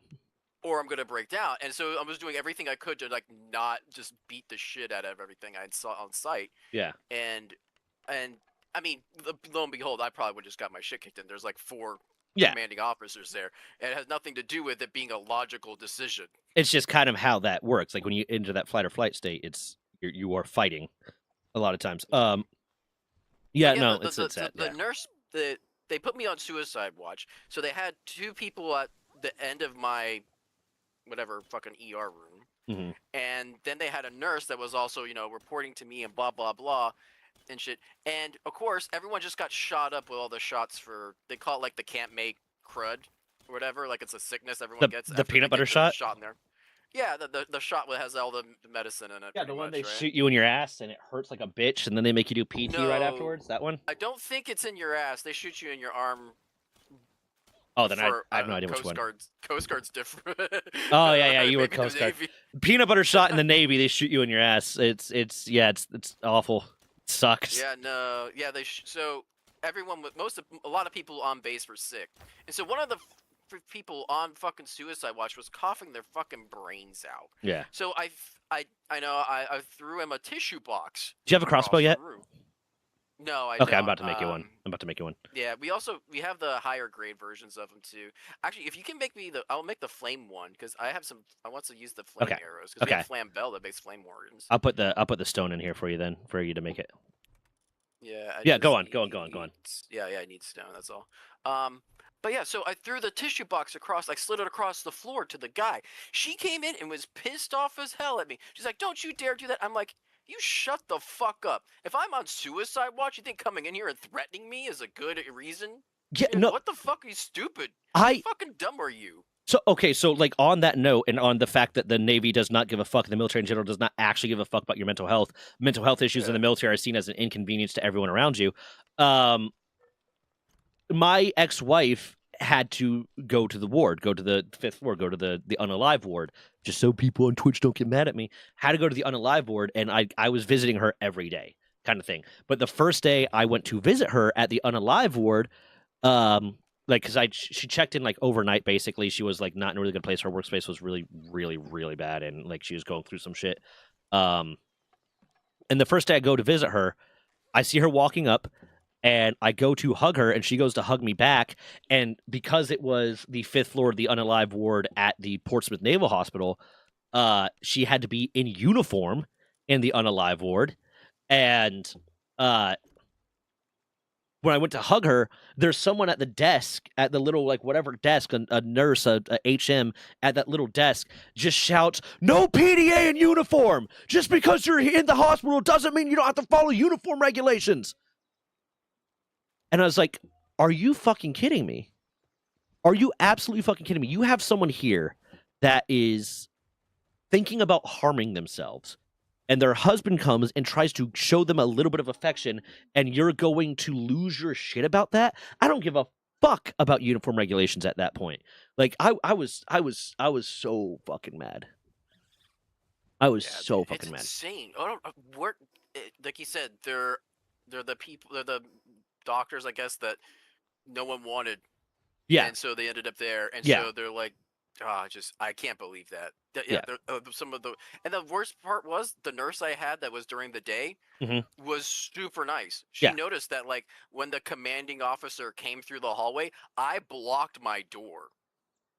Like I yeah, literally barricaded my door. I did not want them to see me. I did not want them to go through rounds. I didn't want anything to do with them. yeah, And she was like, "Oh, hey, I noticed that blocked your door." I'm like, "Yeah, I don't want the commanding officer or anyone in a position of authority to come by and judge me in this position. It's a trigger." yeah, And she's like, "Oh, okay." And I was like, "Good. This person actually kind of understands yeah. that there's something here." And the other lady was just like a complete douchebag. I was like, "Dude, you like take care of your kids this way? What the fuck's wrong with you?" Yeah, it's one of the things too, especially because the ones that were yelling at me for the PDA are yelling at her PDA rather. Because as out of come here, love out. Let me give you a kiss. Let me show you some affection. Let me give you some attention. Come here, come here. We're hearing about mask. Um, I love you, but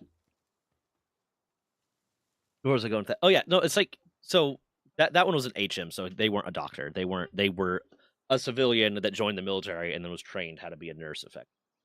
Um. Okay. Got the zoom. Okay. She's doing something. Um. But I completely lost my train of thought. Oh yeah. But then you get the other ones that's like the other like thing. What I think happens. She is having a goofy little time.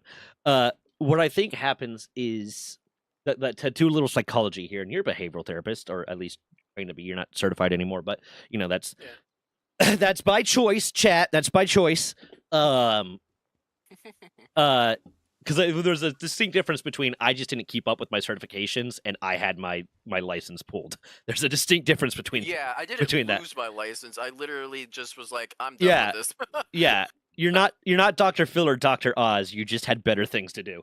But one of the things that I think happens is especially with like the HMs, but even with the military doctors, like the ones that are like officers and they have doctorates and they are medical doctors. What happens is they go through the military training. They get trained to be in the military and they get told you are in the military and you are a sailor first. You are a sailor before your job. And some of them get heavy into that indoctrination. So when they are there practicing medicine, they are sailors first. They are military first and they are not medical professionals first. So the way they are thinking isn't the way that a medical professional should be thinking. They are thinking the way the military should be thinking, and they are doing that before they're thinking about their patient, and that's bad. If you are practicing medicine, you should be a medical practitioner before anything else. That should be your primary thought process. When you are seeing a patient, you should be a medical practitioner and not anything else first. You are not a Republican. You are not a Democrat. You are not a sailor. You're not a soldier. You're not a Marine. You are a medical professional. And I think, unfortunately, in the military, a lot of what happens is they are military first, and that is detrimental to the health of all the service members. Dude, I can only imagine how many horror stories have come out of this type of situations. Because I mean, these are just me and you, but I'm sure Yeah, my people go through there. Oh my god. I alone have a lot. My buddy Dan has a lot. Like, if we brought Dan into chat, like, he'd have a lot to say. I've heard some of his stories. Like, everyone I know that like had some major thing while they're in the military, it is like there's a horror story attached to it. And a lot of the ones I know that didn't have some major thing happen while they're in the military is because they didn't go to medical when they should have, because the military culture of don't be a sick bay commando. Yeah, it's a thing. But on a lighter note, my current PCM is pretty great, and my former 2 psychs ago I had was awesome. 2 psychs ago I had, whenever she would want to prescribe a new medication or she'd ask me what I thought about a medication, we would sit either in the room or in the video call after I switched to telehealth, reading papers, like reading, PubMed and discussing based off of what the scientific research papers were saying whether or not we thought it would be good for me. But she treated me like as an equal participant in my healthcare, not as a as an idiot. Like I was treated as if I had a say in my healthcare, which you should. And the kind of final note with that is if you are anyone out there, but especially if you're a young person that hasn't learned this yet, take charge of your own healthcare because it ultimately it's your health. Like don't just listen to everything the doctor says if you think they're neglecting something or whatnot. Like take charge of your healthcare and use the word negligent. Doctors don't like the word negligent because negligent means lawsuit. That's my favorite trick. Anytime I'm having trouble with like a doctor or any sort of healthcare provider that's not behaving in a way that I think they should be, I just start throwing in the word negligent. Like, well, I think it would be negligent of us to do this or blah, blah, blah, or that. Because then they're worried about a lawsuit and they're worried about losing their license. Yeah. Yeah, no.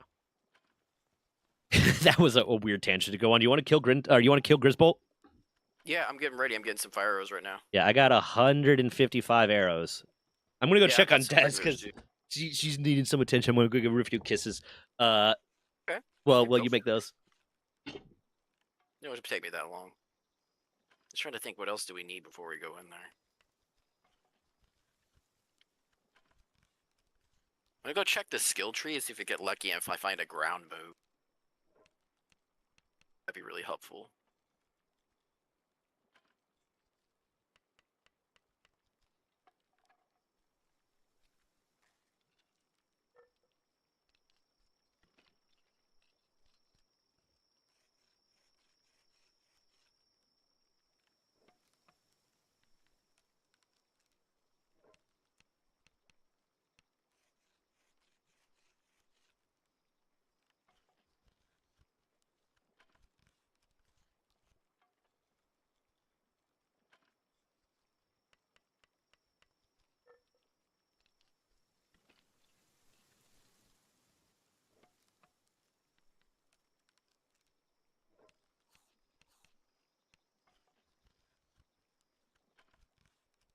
You gotta get something that can mine iron.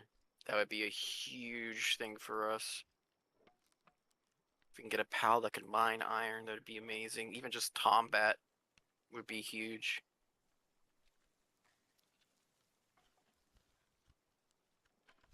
She had cereal and got which that happens. Hold on, say something real quick. I want to make sure you're being heard properly. Hello? Oh Hello? yeah, okay, yeah. Your volume's good. I think I finally fixed the issue. Good. Yeah, I do man, just that's need to just switch using yikes. OBS. Yeah. All right. Oh, I'm out of stone for that. I'm just gonna bring in Mazzaroth. I've got Tubavolt. Yeah, Should we who? bring Tubavolt is Tubavolt? Oh, I got Tuba P. That's a chickpea. He's not gonna be useful at all for me. Yeah, I'm okay, so wait, you're bringing Mazzaroth? My Mazzaroth is the cow. Yeah. I mean, it's level 16. My Tubavolt's pretty freaking strong. If we upgrade if we Rismus, I could this- bring him. I could bring Mazzaroth. Hey, what's up, Miles? I mean, is Mazzaroth going to be useful in this fight? Does he do any damage? I can level up Rismus real quick. My cow is not that great. I mean, we could risk bringing Tubavolt and you bring Mazzaroth for you. It means if one of the one that goes, okay, let's just bring both, and then if one goes down, then we just use the. I think that just makes it so. Yeah, let's just bring both. Fuck. Let me level up Rismus real quick, just so I can give Rismus the ground egg. Go check the skill tree that's nearby here. Yeah, I got Bog Blast on Rismus. Yeah, I'm gonna kill some things real quick. Let's sleepy sleeps real quick. I just dropped. Oh no. I'll be right back. But then I will.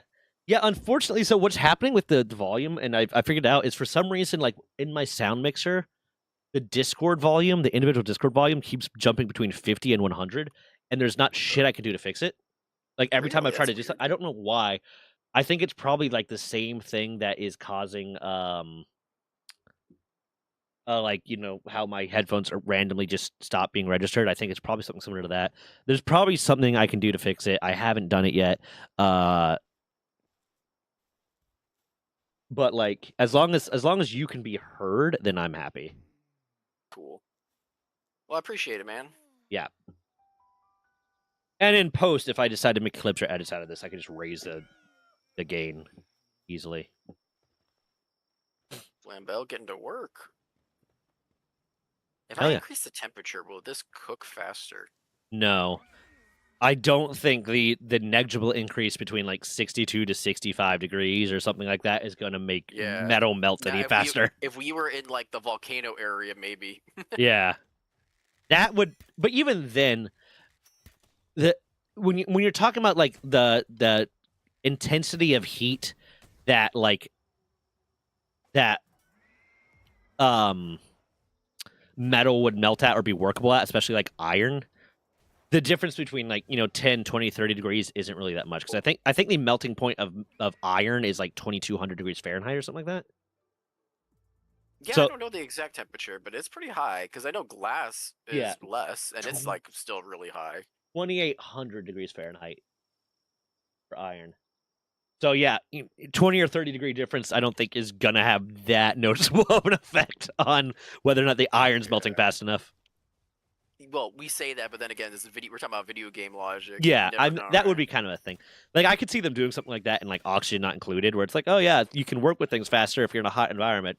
I don't think Power World's thought about that much, but also at the same time, having a No. fire pal out raises your temperature, so Right? which is cool, but annoying as fuck. That's what killed me in our last run.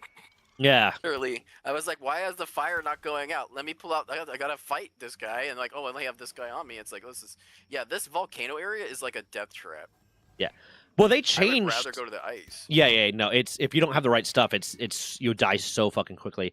They changed it now, so I think it says iron. I think it just straight up says iron, Lone Wolf.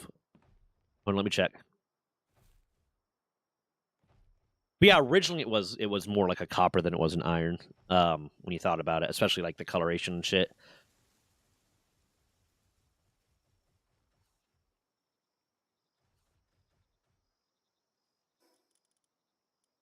Or does it not? Am I thinking something else? I might be stupid. I might be thinking I of know- something else completely. Well, copper with tin is how they made bronze.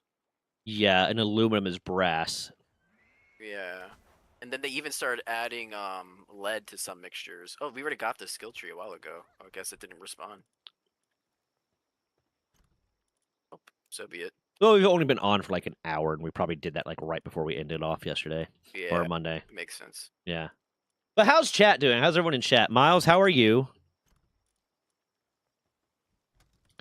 We just talked about the broken military healthcare system for a while there, for like an hour. Yeah. Miles, has the military healthcare system ever fucked you over? Miles was in the Air Force.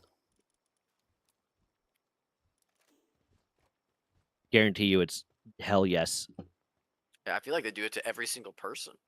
Were you really in the military if you don't have some sort of lifelong condition that was caused by the military that they completely ignored? I might be thinking so, yeah.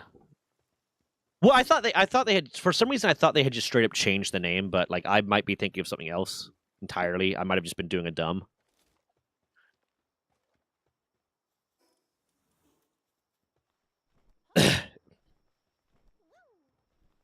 Can you eat my asshole?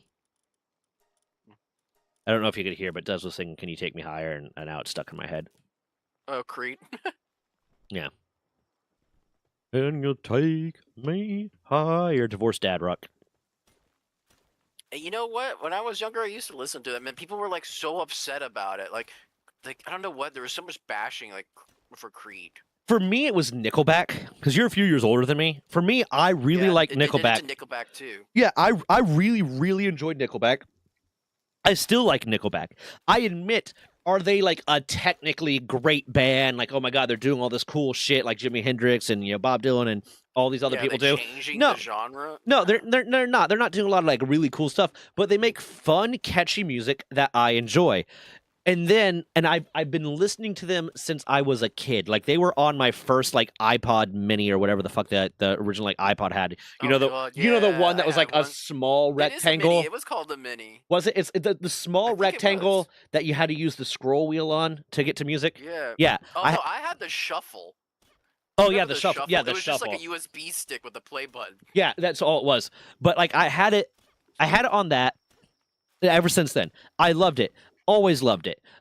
And then Yeah. like sometime when I was like in late high school or like early military career, Reddit decided that Nickelback sucks and everyone hates them, and if you don't hate them, it's because you're pretending to like them because people told you to hate them. And I would Right? I'd still listen to Nickelback, and it somehow came up when I was in the office one day, like when I was at work one day, where people were like, "Oh, Nickelback sucks." Like I actually like Nickelback, and like I had so many people jump down my throat. You only like Nickelback because you're trying to be different because everyone hates fucking Nickelback, and you're just trying to be. It's like, no, man, I've been listening to them for like 15 years or something like that at this point. I like Nickelback. Just because you don't like something, and I want like part of me, I think I might have said it was like, no, you only hate Nickelback because the internet told you to hate Nickelback. Like it was Exactly. geez, people can't form original opinions, original thoughts, and they want to assume that anyone that is, and there are, to be fair, there are 100% people that they are contrarian just because they think it'll get them more attention and they want to be different. And it's like, you know what? It's like what we were talking about the other day. Just be genuine. Just be fucking genuine. But Yeah. but like even then, who gives a shit? I like a band that you don't like. It'd be one thing if like it was several years ago and I was like, I really love Lost Prophets and I listen to Lost Prophets all the time. And people were like, you do realize the guy's a major pedophile, right? And I was like, no, I don't give a shit. That's something you could judge me on. But like getting mad that I like Nickelback, go fuck yourself. Hey, let's go fuck this bitch up. Yeah, let's. I'm tired of waiting around. If we get her ass handed to us, we get her ass handed to us. Yeah. Okay, let's do this. I think my outcome turned out fine, even though much more money would be nice. I mean, more money would always be nice, but getting that 100% is good to me. All right, let's change the move set because lightning ain't gonna do shit against the lightning. Yeah. I got one for poison. That would be pretty sick. Yeah, but I'm talking about more miles like times where the military has actively hurt you and medical choose to do nothing about it, or medical made a fuck up that actually hurt you and just was like, whoopsie daisies. Well, you can't sue us because you're in the military.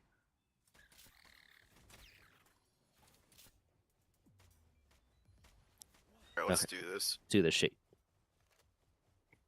Like how we're just riding up on this bitch. Yeah. Fuck them. Hold on, let me check my moveset real quick if I can change that. No, okay. I have I just one. changed mine out. I have one ground one. All right, you gotta click the door. Yeah, I couldn't do it while I was riding. All right, here we go. Are we gonna skip the intro? Or are we gonna let her do her strut? She can do her strut. I'm fine with it. If you want to watch her strut, if you're really into I'm them, gonna go put her in a pal sphere, like into those like 2 episodes down. Anime goth girls or whatever the fuck, you're allowed to go. You're allowed to do that. I'm good. Okay. My fiance's hotter. That is the right answer. It is the correct answer too, because it is true. She stays in shape for the both of us. That's fair. She's over there like, I'm working out so I can carry drywall. I'm like, you do you, sweetheart. Like, Wait, what shit. does she do? What does she work? She wants to work out so she can carry drywall more. No, I mean like what is does she work in construction or something? No, not at all. She just Okay. likes doing hobbies. I just like carrying drywall.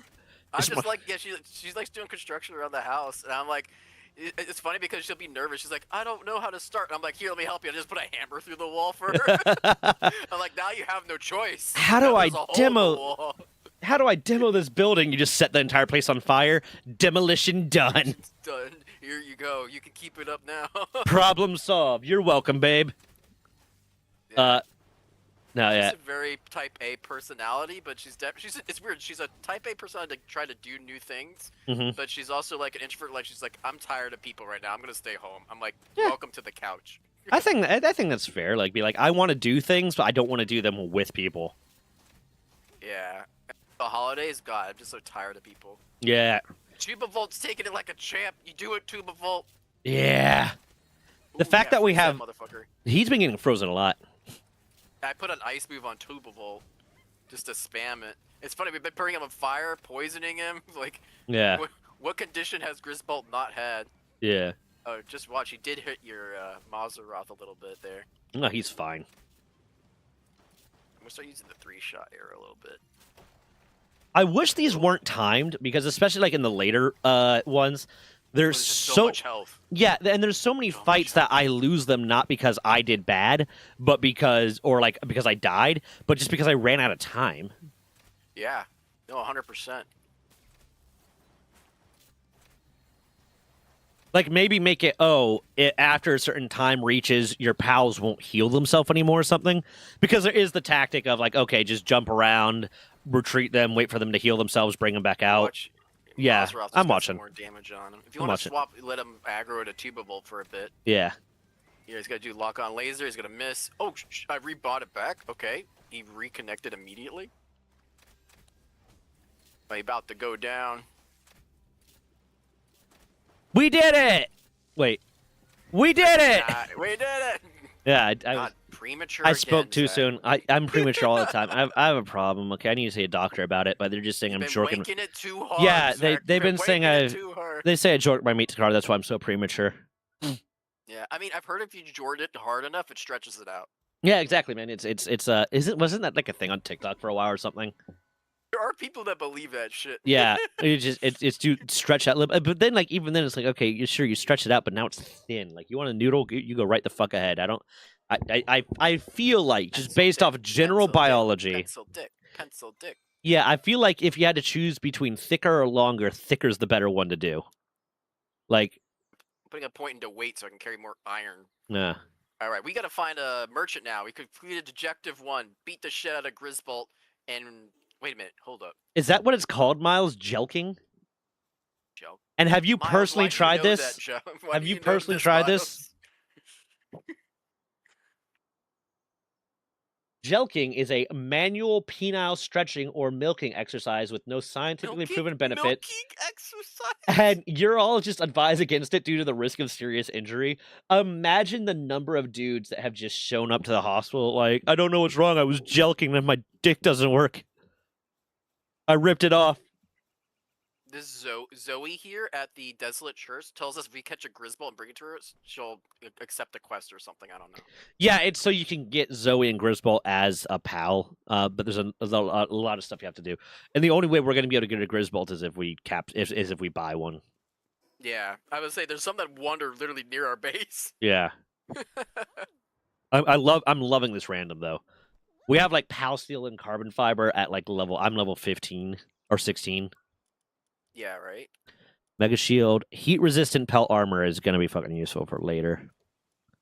Oh yes, I just Lock unlocked picking Mega tool. Glider, Stone. Oh yeah, you are 2 levels ahead. You're always ahead of me. I'm gonna when you get off, I'm gonna get on one of these days when you're not on and just catch up and like get 10 levels ahead of you. What?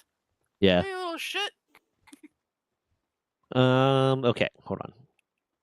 Okay, what do we want to do? We got that done. I think we should probably try to get like another pal or two if we can. We beat Grintail. We could try to beat Valet, but I'm worried that the abilities that Valet has. You worried? I'm worried. I'm worried that Valet Worried? will hurt us. That'll be real mean. He'll hurt us. We could beat I Rib think Bunny we could easy. rock the shit out of Valet. I mean, maybe. I don't know. Isn't he the one that has like a lot of the really high damaging single hits? I don't think so. He does like the thing with him is I think he has like a poison attack. Hmm. It's mostly for girth, but I'm only speaking from personal experience. It's for girth. Okay. Yay, gay. For girth. What the fuck? I Gotta- trust you. I am satisfied with the size of my peni. I don't know if Dez is, but you know what? That's a her problem. Okay, let's head on to Valet. Does is a like what? What's going on? Oh, I was getting Dez is out there singing Creed, but can you make me wider? Can you make my penis big? Have you heard of jelking? Also, where the fuck did that name come from, man? Why is it called Gel It's King? yeah, it's like jeggings, but for your dick. Checking your dick? All right, where the fuck are we on Larger Talk than to life. whatever the fuck? This way. Follow me. I saw a meme and it's like your paralysis demon is just someone walking in your room singing Creed. I would, I'd get behind it. I like Creed. I don't think they're that bad. They're not. I think they got like a lot of hate for no reason. Like we said, like Nickelback too. I think they were easily memeable. Yeah. And then like they kind of like they don't have a lot of songs that are very unique, but their songs are fun and catchy. You know? Yeah. I will say I think Bullets is unique. I don't they shoot because they wanna. I don't You never remember heard that one. You No. don't know? Oh damn, man. No. That's like the only one that doesn't sound like a sappy, thing. Yeah.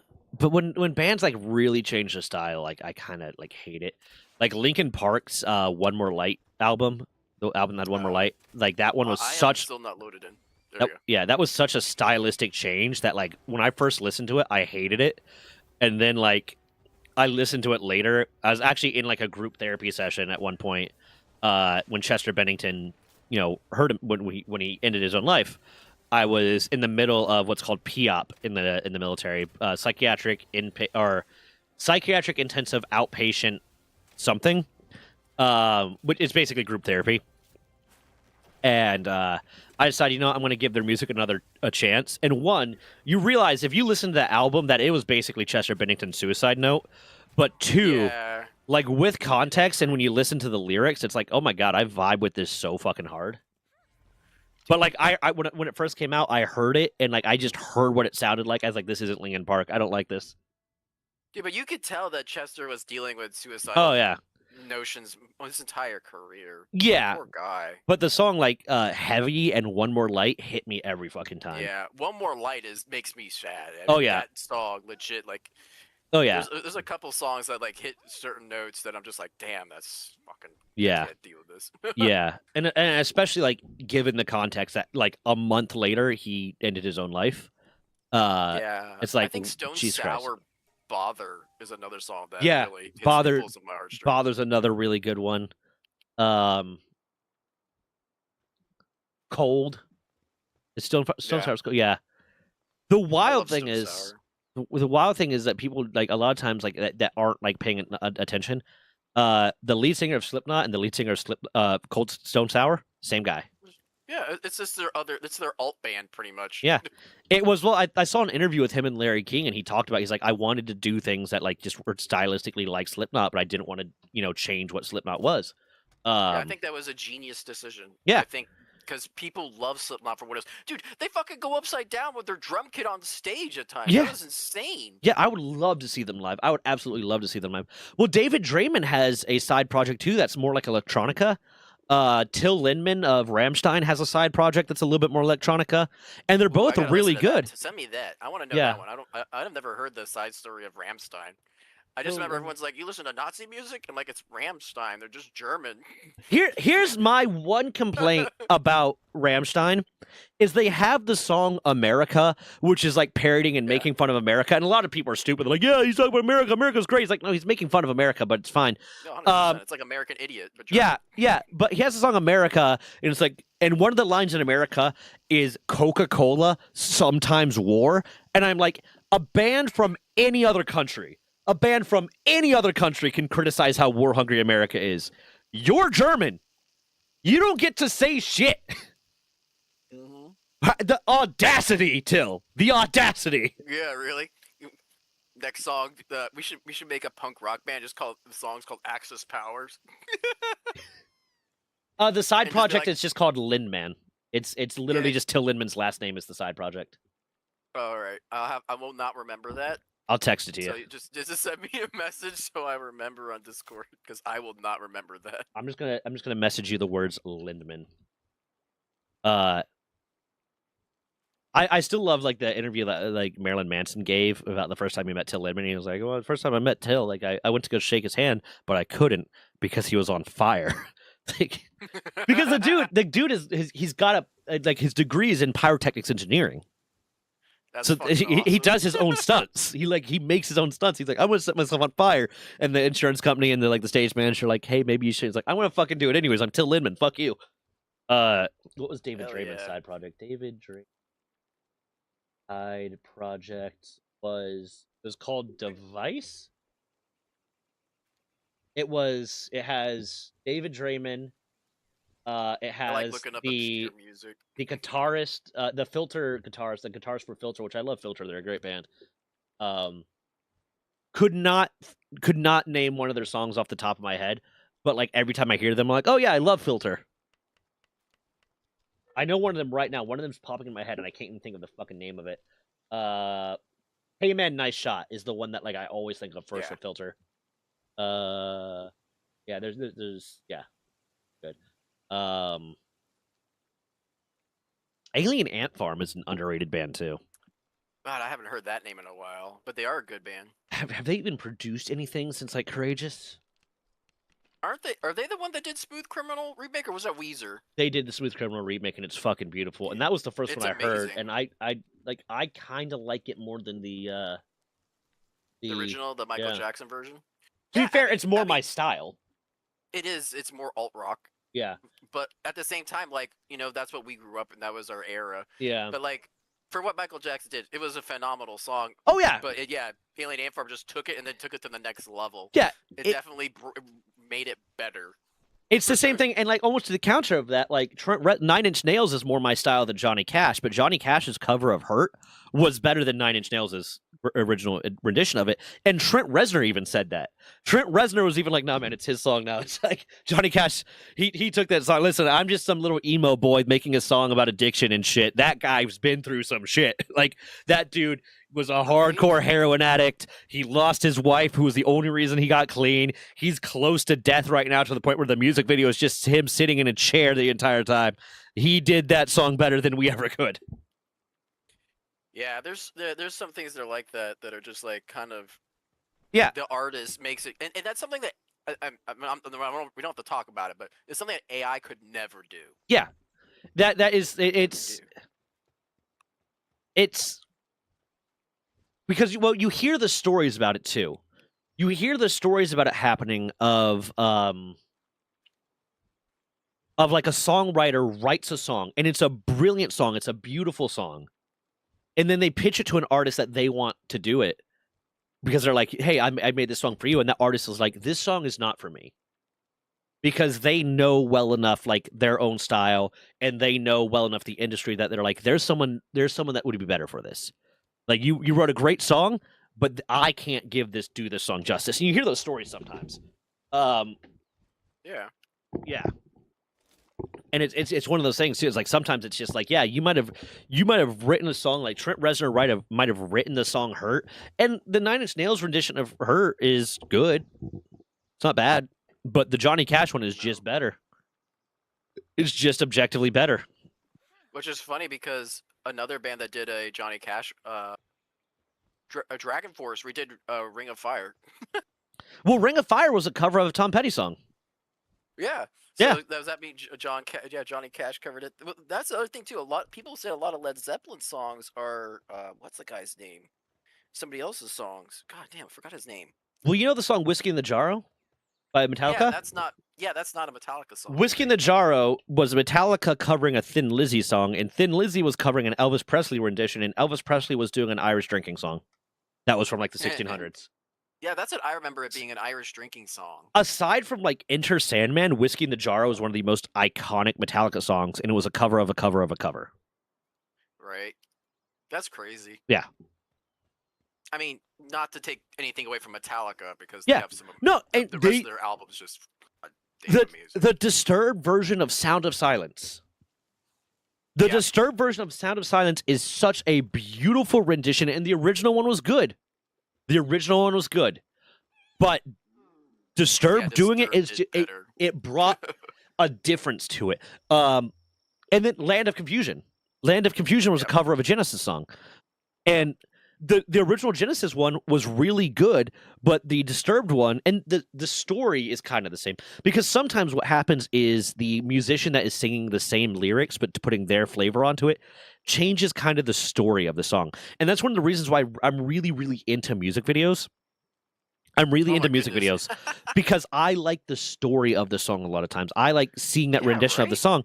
Whiskey in the Jarro pisses me the fuck off because Whiskey in the Jarro is a story. It's an Irish It is a drinking song story. that tells a story. It is just a story. Like you could imagine a bard singing that in a tavern, 500 years ago. Uh, Mhm. and the music video for it is just girls making out at a house party.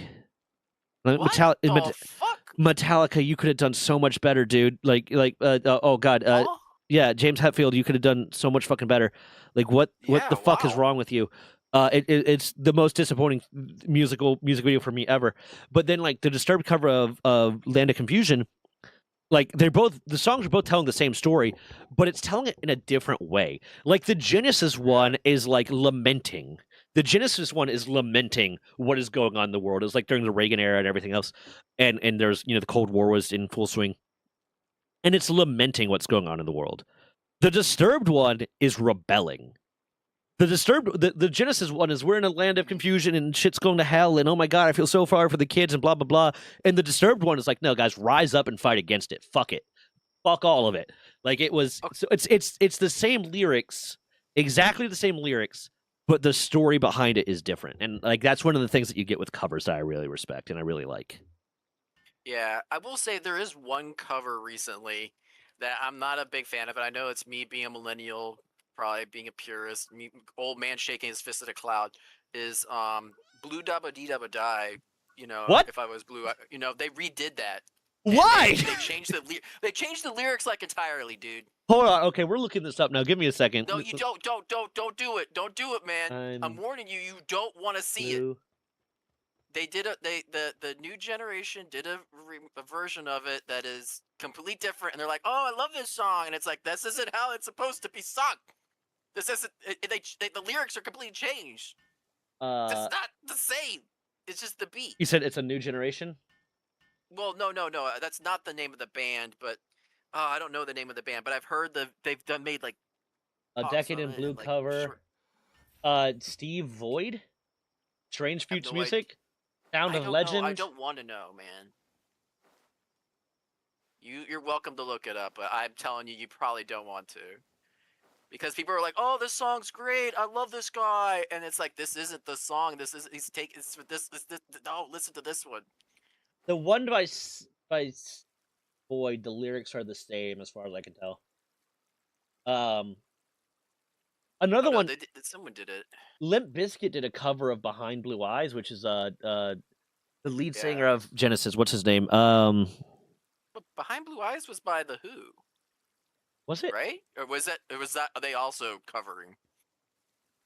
Eyes? Wasn't it the Who? I Behind Blue Eyes. Oh, the Who and Pete Townsend did it. Yeah, so that's the Who. Oh yeah, but I got it wrong. No, you're good. But no, Behind Blue Eyes to like the original one, especially if you watch the music video, like it's from the Mhm. perspective of like Big Brother in 1984.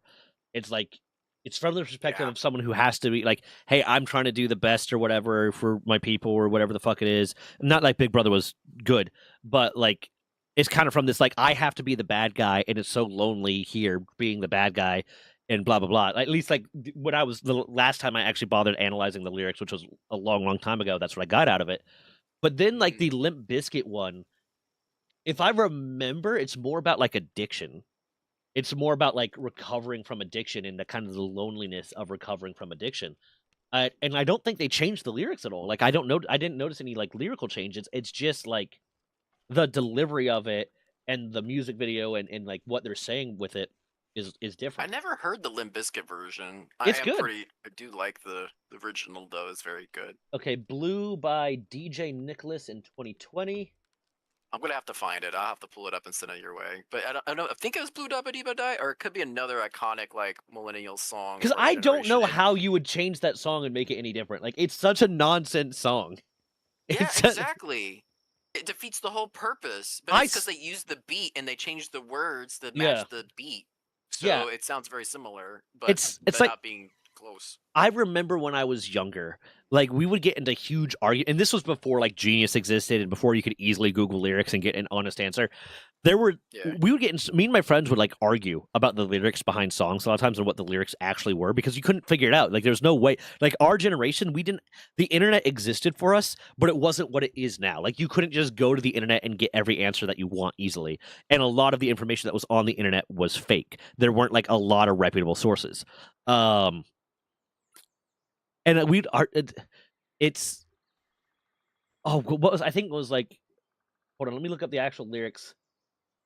Blue Eiffel. There's also like the Crazy Frog song. Yeah, I'll see if I can find it. But Yeah. I'm going to sleep in the game, so Okay, it can become yeah. nighttime. But no, the Baba Dee Baba Da part, like me and my friends got into a big argument because one of them was like, "It's not Baba Dee Baba Da. It's if I were green, I would die." Like he's Yeah. saying he's happy with who he is and blah blah blah and all this different shit. I was like, no man, it's Baba Dee Baba Da. It's a nonsense song. He's like, no, it's if I were green. And we got into this long like debate about what it was. Yeah. I mean, the words literally say, "If I was green, I would die." I'm a blue person and I live in a blue world. Yeah, that's not what it is. What is it? What do you mean? Which part? Which part? The gotta look it up chorus, now. I'm blue, daba dee baba da da ba die daba dee. There is no if I were green, I would die. Oh yeah, You're right. In the chorus. Yeah, But I think he does say it later on in the song. I don't think he does. I think I think he that's does say later on, "If I was green, I would die." what are some of the common misheard lyrics? Like on Genius, it talks about the common misheard lyrics Yeah, is I'm right. blue, if I were green, I would die. Here, I'm looking it up the lyrics right now for it. Yeah, look like on Genius right now, like it's a commonly misheard lyric. One of the common lyrical mistakes I used to make a lot was the Papa Roach song, where it goes, if I took my life tonight, chances are that I might. I misheard it a lot as if I took my life tonight, chances are dynamite.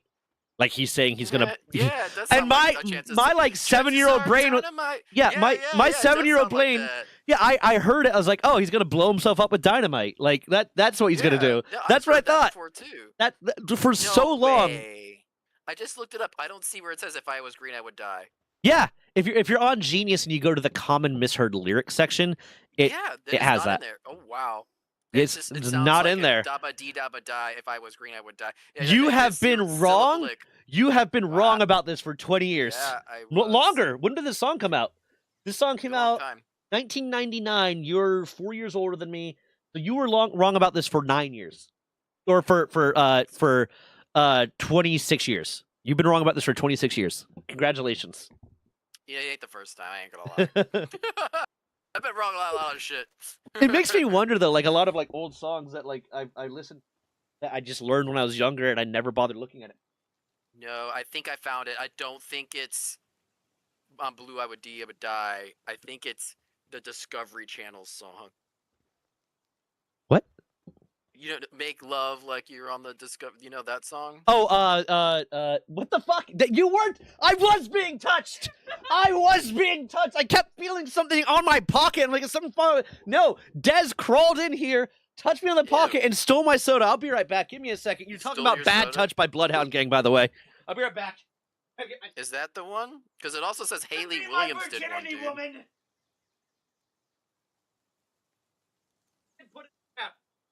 She put the fan in the way, so I couldn't. But yeah, that's the original. Yeah, but Haley Williams did a version. It looks like.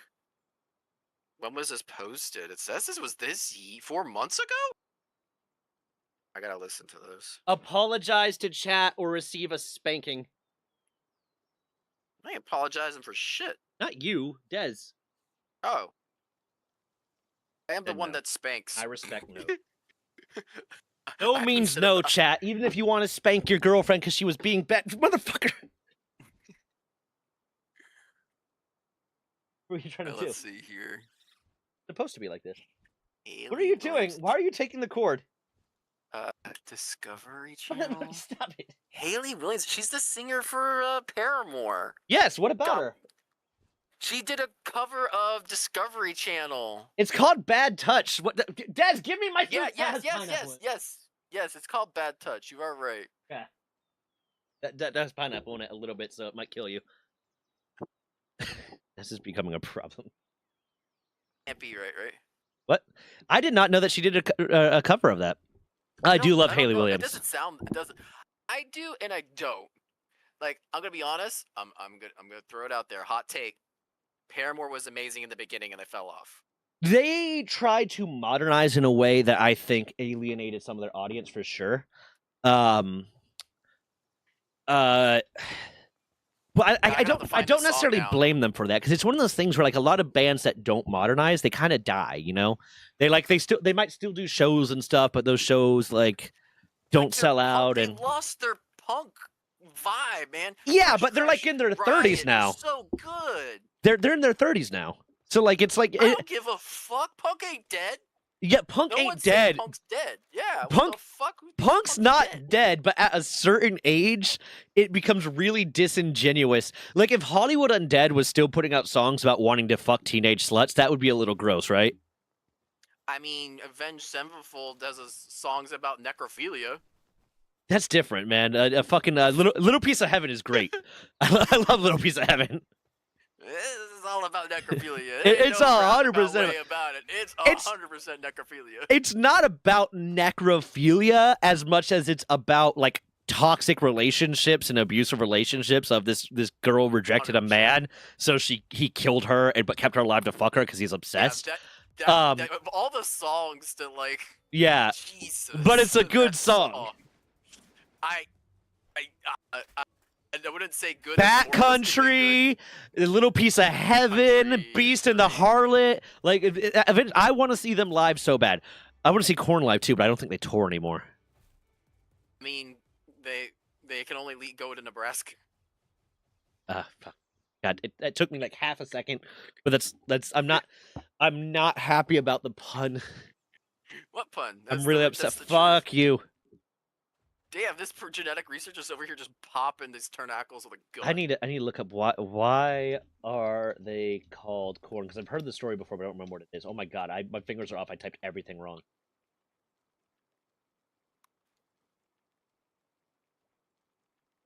It's nice to have something other than a...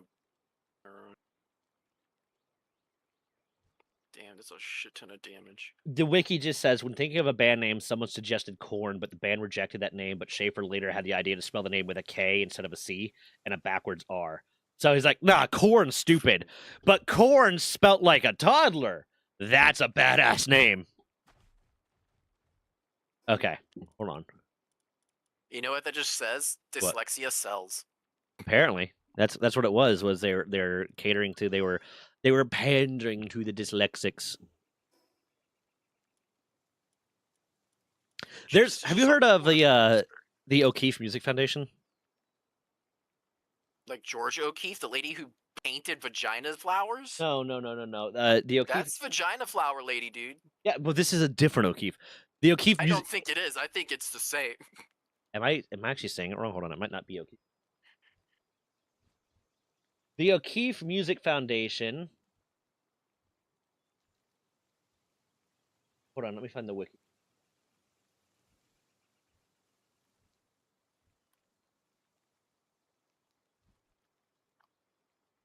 No history. They don't have a wiki. There's no history, so I don't know who it's supposed to have been founded by. But no, it's an organization that like they teach young children music. They help them introduce to artists and blah blah. They basically help to try to uplift like young musical artists, like high school and below. So it has nothing to do with vagina flowers. No, it has nothing to do with vagina flowers. But they put out some music because they'll do covers of songs. They'll have the kids do covers of songs, and they put out some music that is like the 14-year-olds that are covering the song are. I think I've heard some of these have done it better at the museums. Yeah, like there's a cover of Tool's Sober, and their cover of Tool's Sober is like, there is no reason why a 14-year-old girl should be able to sing sober with like that level of soul, because like that song is about addiction and the struggle to get clean and blah blah blah. Why can't I just be sober? and like there's this 14-year-old girl that's just like belting it out with like just perfect technical capability and so much soul, and I'm like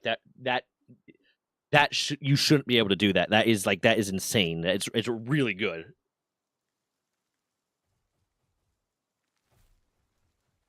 Yeah, but those things you gotta remember. Those kids are like trained monkeys, Yeah. you know, and that's the sad truth of it. Like they're in the system, they're trying to learn. Yeah, they are, and it's a great skill to have. But at the Mhm. same time, like that's why they're doing covers. Yeah, well, I mean, I think part of it's also they're doing covers because like they're only within the O'Keefe Music Foundation for such a period of time, and to really like get them out there and get their name, it's easier to say, "Hey, watch these kids do a cover of a really Yeah, really popular song," than yeah. it Watch these is. kids do Crazy Train again for the 17th time. Yeah, it's easier to say, "Hey, watch this cover," than it is to say, "Hey, watch my mixtape or listen to my mixtape." You know?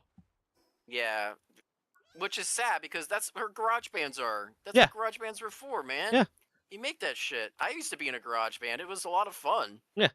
I mean, it's sad, but you also like you understand like it's the fucking level of like, hey, there's a lot of people that are trying to make it in like the creative Yeah. industries, and a lot of them aren't good.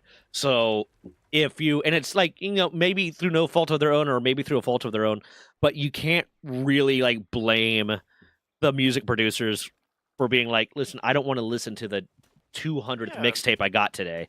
Like, But we should bring garage bands back. I'm oh yeah, sorry. no, oh 100%. Like, and they like still exist, but I don't think as much. And now like a lot of it's like, and I don't mind it necessarily that fact that like there's a lot of electronic music and synthesized music happening where it's like, hey, I am using the tools provided to me that are like to take the the snare drum and add it all into this, and that's the way a lot of it's going, um, because of I the mean, if rise you of the think of internet. And that is electric guitar. You're throwing it through an yeah, amp, or you're putting it through some effect. That is I on electric. Uh, yeah, you know. I respect it more in general when like you have learned and mastered the instrument and you put in the work and you put in the dedication, because I think that adds soul. If you and that adds style, that adds like a uniqueness to it that I don't think you can get artificially by like, oh, I took these recordings that other people did and then I moved them around in a way, but it still does lead to some really creative outcomes that I can appreciate, that I can say this is a really unique take on this. Like I'm a fan of Nightcore. Yeah. Yeah, I know what you're talking Yeah, about. It's like EDM mix yeah, it's like kind of it's thing. like sped up a little bit and the pitch has changed a little bit. I'm a big fan of Nightcore. Um, do I would say I respect like Nightcore a little bit less than I respect like someone who's using like um a program that allows them to add the beats and stuff and blah blah blah and all this different stuff and make music, because Nightcore is literally just taking someone else's song and then changing the pitch and changing the speed of it. Yeah, Um, I love listening to random SoundCloud artists just because those are people who are putting their music out there for other artists yeah. to hear to get feedback, Mhm. usually. There's that level of like, hey, never stop pursuing your dream and never stop pursuing your goal, but be a little bit realistic about it. Because if you're like 30 years old and you've been doing this for 12 years and you are still fucking Yeah. like living in your mom's basement and riding on goodwill and basically having someone else subsidize your existence because you're like, I'm going to make it as a musical artist, like you might one day, but you need to accept the fact that that might never happen, because when it comes to creative spaces, one of the biggest things that gets you successful or not is luck. That Oh, is connections too. I luck and mean, connections, yeah. But yeah. it's It's the same thing in the artistic space, right? yeah, luck is, well, yeah, creative space in general. Luck is sometimes the way you get those connections. A lot of times it's either you're born with those connections, or you were lucky enough to make that connection, or you were lucky enough to have a friend that got successful and now they can help you, or another things. But like the biggest thing that you need to get creative in those spaces is luck. Because there's a lot of brilliant artists out there that Yep. just they don't have the luck. I would say like we did the High School Musical every year. And I Well, love the that's high what the school. song Boulevard of Broken Dreams is about. This is really, I never really paid too much attention to the lyrics. Yeah, it's about all the people that go to like Hollywood or go to these places expecting to have their creative dreams fulfilled, and how there's a diner at the end of the street where all these people have their dreams that they tried to go to this city to have, and they're all broken. Boulevard of Broken Dreams. It's based off the painting, which is called Boulevard of Broken Dreams. Did which not is know that. diner. If you look at the painting, you'll recognize it immediately. It's that cafe, looking as American Cafe, and it's got like all these like celebrities or ex-celebrities in it, and they're all just sitting in there having a drink or smoking a cigarette. Okay. I did not know that. Like, I just listened to that as a young emo boy and was just like, it's about being sad. It's about sadness. You right. That's what it's about. But yeah, for most like successful artists or actors or like really anyone in the creative space, the big thing, like if they're giving an honest story about like how they made it, it was a lot of times it's like, hey, I've been doing this for a very long time. I was putting a lot of effort, and eventually I got lucky and something happened, and I met someone, or someone saw my mixtape, or someone saw I showed up to Sheeran. and Look at that fucker. Yeah. Talk about like what?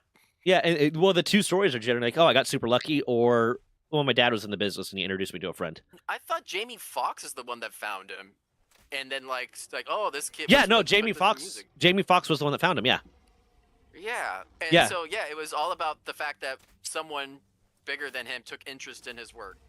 I think That's what it came down to. Was it that he was at the Apollo? He was at some like club he that was Jamie Foxx performing- frequented. He was this white kid with red hair performing in front of an audience of all African Americans, And he Jamie was Foxx doing in the good, and crowd. Jamie Foxx fucking loved it. And I think he introduced him to Kanye, didn't he?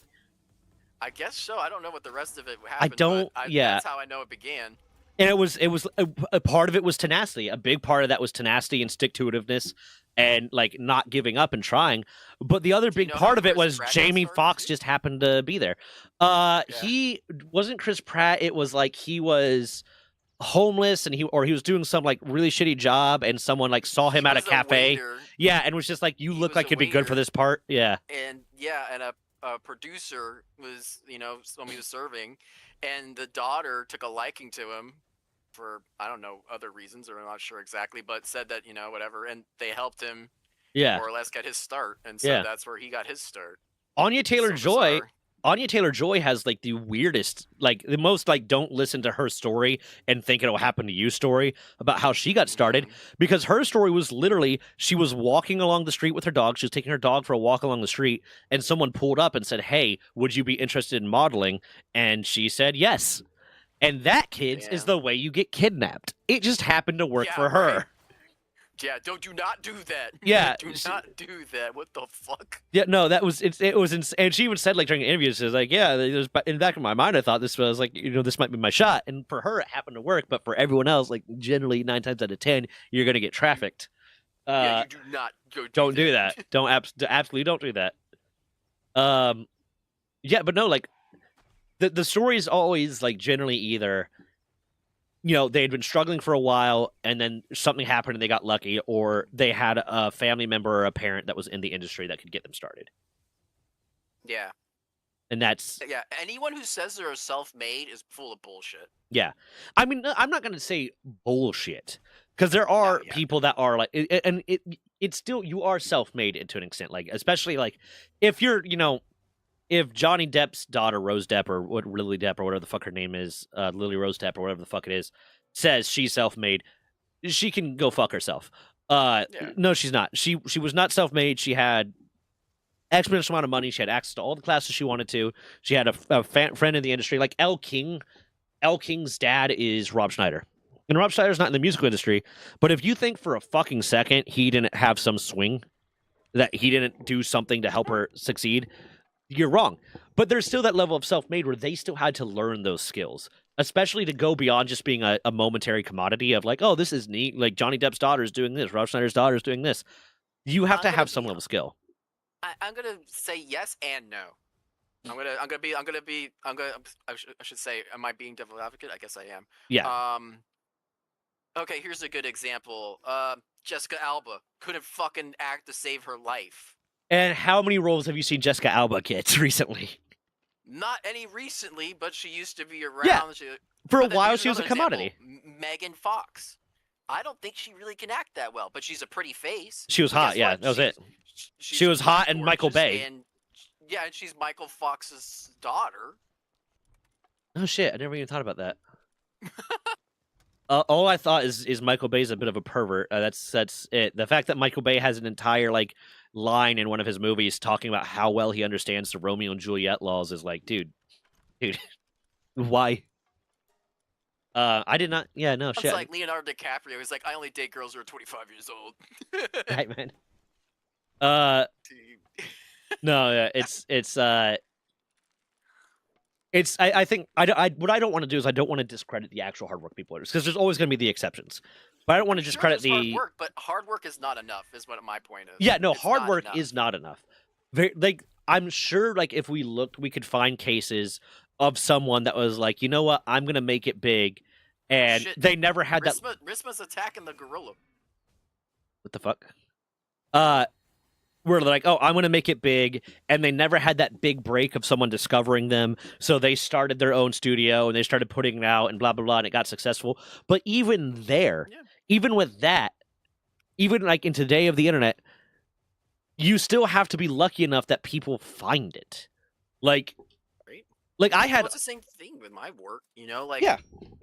Will it ever kick off? I don't know. People have to discover That's it. not the reason why I do it. You know, I do it because of the love of the game type Yeah. of thing. I got a lot of comments like in a lot of my early videos, especially some of my storytelling videos and stuff. That was like, but why aren't you more popular? Because at the time I had like maybe under 500 subs and my videos were getting 100 views on a good day. And I got why aren't you more popular? Like you're good at storytelling, you're entertaining, blah blah, all this different stuff. And it was just like That's so nice. because it was very flattering, but like the realistic answer to the question is because the algorithm and luck and like the way to take off is for something to luckily hit the algorithm just right, or for someone to cover your shit, or someone to do this stuff and like and then it gets to you kind of thing. Ethan Nestor, Crank Gameplays, he took off because he did a backflip for Markiplier. And Markiplier, and then that was it. Fucking damn it! What he did two That's so dumb. he did two backflips for Markiplier at different times, and that was enough to that went viral, and that allowed him to take off a little bit. And then he started working for Markiplier, and that helped him take off a little bit. But ultimately, like a lot of it, and like not to discredit the fact that he put in work and he tried and he put in the effort, but a lot of it, like what I'm trying to do is not discredit the hard work people put in, but to like give some clarification that hard work is not the only factor. 100%. So the people that talented, you could put hard work in, and Yeah. you will still not. Yeah. May not have had a Yeah. place in the space. and there's a lot of people that have like the rhetoric of like, oh well, if you're really that good, you'd be successful. No, Nope. that's not the case. And even the I people know that very are many working, talented people that Yeah. gave up because they could not. Yeah. You know, And- it wasn't for the cards for them. and you could be busting your ass all the time. Like, let's go back to music. You could be writing songs, learning every fucking instrument, like doing everything you can, going to every open mic night you can, going to like getting gigs that you can at every bar that you can, and blah blah blah. And just the days that you're doing it, no one happens to be there. No one of consequence happens to be there. So you just never make it, and that's not your fault. It's the luck of the draw, man. Some people win the lottery. It's just how it is. We're being attacked again. We are. Turnacles over here. Okay, I'm telling Rismus to chill the fuck out. Okay. I am. Can't have them attacking shit. Do you want me to put up walls? No, you're good. I'm in a cave right now. No, I got it. I'm fighting Turnacles right now. Oh, we got a trader coming our way. Ooh, what's he got? I don't know. I'm about to find out if he even sells pals or not. No, he sells items. Jesus. Lame. Does he sell anything unique? You want to get the skill implode? Or acid rain's pretty good, but you can buy that at most pals. Yeah. He's just a basic trader. He sells ammo. I wish they made the wandering traders like more useful. Yeah, you know, I might grab our shit to sell though, so I can save myself a trip. Yeah. We down a bit. Oh, because we added Rismus to the. Oh, we're down fiber. God. Damn. Merry Christmas. Oh, sorry, I forgot to laugh. Oh fuck.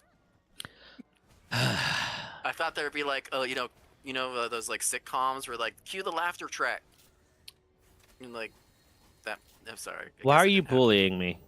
Why are you being so mean? I'm sorry, man. I'm I know gonna I owe you an apology. You know, you're right. I'm been pretty harsh on you. cry and then I'm gonna shit my pants and I'm gonna mail it to you. God bless. What are you, a baby? And I'm gonna mail it to your mom too.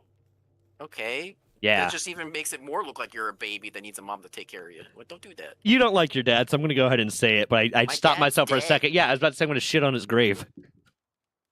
I don't. Fuck. Do you even know where to look in Miami for a white person's grave? I will shit on every grave in Miami because everyone there deserves it. Everyone there Huh. deserves it. You ain't wrong. For a lot of people down there, a lot of wealthy people too that are buried down there. That Miami fucking sucks. The people there are some of the worst people in the world. I'm glad you got a gist of the location when you were only there for a limited time. I was there for 3 years, man. I was there for 3 fucking years. I guess that is pretty long. It was long enough to figure it out. It was long enough to learn. It only took a month to figure it out, but I stayed for the extra to make sure to ensure that it was right. Yeah, it fucking sucks. It is. Yeah, it's funny because like we live where you vacation, bitch. No one wants to stay here longer than a vacation. Yeah, like if I was fabulously wealthy, I would have a vacation home in Miami, and I'd go there for like maybe Yeah. 2 months a year. Yeah, when it gets cold. Yeah, Be a snowbird. Yeah. I'd go there for 2 months a year. I'd get some diving in. I would eat some good food because the food there's really good. They do have great food. Yeah. That is the best thing about it. I would enjoy it. The only good thing. I would go to Dolphin Mall sometimes and see people dressed like the most slutty they possibly can, both men and women. And then I would get tired of it and I would leave. It's true. It was crazy too. Is I think, and they did a check of like what was the most famous places in the U.S. to live, and Miami was like ranked like #1. And Yeah. then the funny part is that means it outdid Vegas. Yeah. It outdid legal prostitution. Yeah. Like I remember going to Vegas and you would see heels that were so high and they have those clear inserts in them. And I'm like, man, those 100% stripper clacking heels, you know? Yeah. And then it's just like Miami's like, nah, we're gonna outdo you.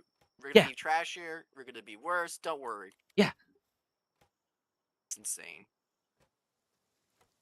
Oh, I missed a whole Have bunch to- of chats and I feel really bad. Like Guided Uh, Tuba came here and was saying did stuff. you? I completely missed it. Oh, but now we gotta off the horse, the tuba horse. Now Yeah. that you've ignored tuba, you gotta just like take it out back like Lassie. My favorite Nightcore song variant is the Serbs version of Sound of Silence. Yeah. That there's a lot of good Nightcore. There's also look up the Melodica Bros. They do like really like melodica versions of a lot of popular songs, and they've done like melodica versions of Linkin Park, and they're great. I love them. I'm gonna make some food. And they're Gregorian brothers. The Gregorian brothers do a lot of popular songs as Gregorian chants. It's great. Supposedly Gregorian music is supposed to be like have healing properties to it. I guess I can see that because there is some scientific evidence behind like ultrasound and the Yeah, right like, there's certain frequencies sounds and having frequencies healing that properties. just- Yeah. Yeah, isn't that weird? Does that just make you feel like we live in a simulation? It's just like, hey, if you attune to this frequency, you can feel better. It's like, really? No, you want to know what makes me feel like I live in a simulation? And I had this thought the other day. I had this thought the other day when I was in the shower. I started thinking about it for some reason. I had taken That's a my shower thought straight from yeah, the shower. I had taken my special sleep medicine and started having this thought and almost had a fucking panic attack. Gravity. Oh god. Yeah. Everything in Earth is imparting gravity, or everything on in the universe is imparting gravity on everything else in the universe, and it happens instantaneously. We feel the effects of gravity changes instantaneously, like regardless of distance, regardless of time. It happens that moment that whatever happens. If there was a sudden, Okay. if a mass at the end of the universe suddenly appeared, we would feel the force of the gravity. Earth would feel the force of gravity. We, as humans, might not feel it, but we'd be under the effect of it. If the sun suddenly disappeared, and part of this was because I watched the Neil deGrasse Tyson short. But if the sun suddenly disappeared, we are 8 light minutes away from the sun, so it'd take 8 minutes to travel from for us to notice that the sun had disappeared because of the lack of light. It would take 8 minutes for that light to be gone. But we would feel the effects of its gravitational loss immediately, and like, Mhm. what is for a force Does to be gravity travel? Is that what you're trying to think of? well, for a force to be enacted on something, there has to be like some sort of like contact, right? There has to be some sort of Yeah. a particle A interacting traveling of with another particle. Yeah, that's how. That's you have to have that. yeah. So how is gravity? How is gravity traveling? What is? How does that happen? How does that impact happen immediately? How is these gravitational forces being applied on each other in such an instantaneous way that it happens immediately? And like, what is causing that? Is there some element that we're not, a force that we're not aware of that travels faster than light does that is causing this? Is it like Oh, probably. maybe, and they call it the graviton. I think the theoretical particle is called the graviton. But like, how does that travel so fast? How does that have this impact? How does that have such a massive impact? And how is it something we haven't been able to like actually discover or notice it has that massive impact? Or are we just living in a simulation, and that's something that the simulation people had to make true? They had to make gravity have that effect, but they didn't think about it. They didn't think about it until the end, so they didn't create the particle. And they're just like, humans will never get to this simulation. Will never get to the point where they actually give a shit about that. But like, what the fuck? Huh. What? How does gravity? Neil deGrasse Tyson. How does gravity? I think you covered it a little bit. Is that the molecular things in space that would kind of echo, kind of like a wave? Think of it like a wave from the ocean as like a ripple effect. Once that thing's gone, that wave would carry out and instantly it would travel so fast that you would feel it instantaneously. But the reality is, in space time, it probably wouldn't be as instant to space time as we think. But here's the thing: is the reason light is capable of traveling as fast as it is because it has no mass. Yeah. And theoretically, by gravity, everything right? we understand, but we don't understand what that particle is. And it's like, how is this working, and how is it? Also, how does it know? Right? How does it know to exhibit that? That's the big thing that is for me is like confusing, because light just spreads out. Light is just going in a direction. You shine a laser or something, light is going to keep going into that direction until it attenuates enough or it reflects or something happens. How does gravity know to do that? How does gravity what is causing gravity to realize this? You should ask Neil deGrasse Tyson a question. He does Neil deGrasse Tyson? sometimes. I mean, yeah, I will. Yes, I might. Like, someone clip this crash out and fucking send it to Neil deGrasse Tyson, and like fucking like drunkard has this question for I me. need to know. I need to know how. We have the human, so he's doing watering.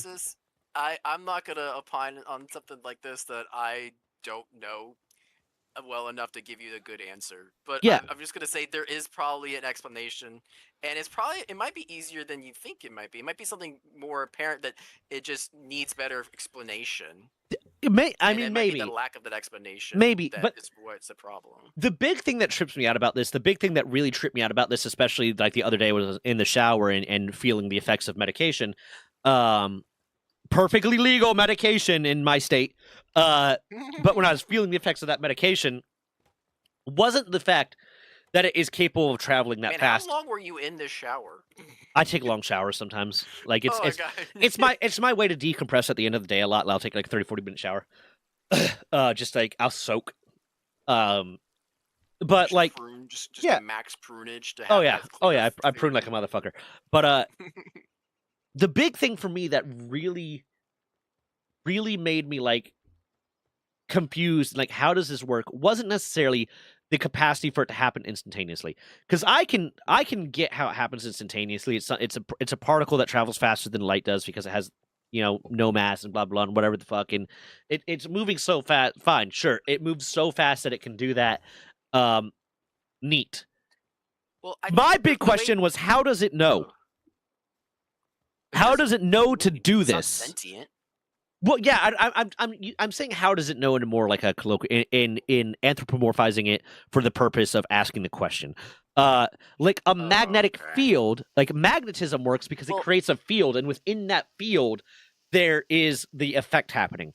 But like, yeah, but I think you got to go back to Stephen Hawking's version of the universe, though, where like the universe is like a net or like a system of cross sections, and then if you were to pull a marble off of that weight that was on that platform would dissipate, and it would instantly change the topographic kind of features of that platform to the rest of the surfaces or those beings or planets that are on that. Kind of like other marbles would be affected if you took a marble off of a trampoline that was weighing it down. Yeah, That's and the only way I can explain that. I've seen that as a way to explain like how gravity affects space-time. Yeah. Because like there's like I guess there's I can't fully explain it. My physics teacher, my physics professor explained it to me at some point. And then like I've heard it repeated before of like there's a position that you can look at the sun, and because of the way that it's altering space time around it, you can see behind the sun because light's being slightly warped, and so you're not actually looking at it, but whatever. It just seems because even with that, even if you took like a cloth or a sheet of paper or something on it, and you had the marble on it, and it was altering the shape of that piece of paper or that cloth, and you remove the marble, it's not happening instantaneously. Even if it takes an amount of time, right, for that to happen. So like what I don't it's I was just saying. I don't So like what you're it. saying is it travels so fast. Yeah, it's just imperceivable even by like whatever we can measure kind of thing. Yeah. Yeah, because time is a measurement we created. Yeah. So well, that's not even point, necessarily like that's not even there are theories about like I think it's called the tachyon, which is like particles that control like the passage of time, and time is both the way we measure time is human created, but time in and of itself is a physical property of the universe. This is dangerous talk. They're gonna come for me. The Illuminati's trying to come get me, Grim. They're gonna fucking get me. I mean, Mask, they have bigger fish to fry. Mask, I bequeath you my channel if they kill me. Really? You are now responsible for doing way too much research about patent law. This isn't a gift. This isn't a gift. This is a threat. No, this is a threat. I'm gonna make it into a meme channel. I will kill you. No, you won't. You'll be dead already. I'll reverse tachyon flow. I'll come back and I'll kill you. Whoa. Yeah. No, it's like it's one of those things that's like there are things that are just like so hard to understand. Yeah. Well, that's why that's why Neil deGrasse Tyson dude. His talks are pretty interesting because of like some of the things he covers, but sometimes it gets to a point where it's like, okay, how many times can we milk the same cow? Yeah, it's one of the reasons why I dislike evolutionary biologists that work in the field of evolutionary biology in a way that they're theorizing about evolutionary biology, because it's like sure, the one of the common like thoughts about evolutionary biology is it's called LUCA, where it's the last universal common ancestor, and it's basically the last living thing that all current living things branched off from. And then there's other theories that maybe there are 2 or 3 different things that join together and spread out and blah blah all this different stuff. But it's like, okay, cool. Congratulations, you got grant money to study that. You got grant money to postulate about that. You can't prove it. You can't disprove it. It was 2.6 billion years ago. Why do we care?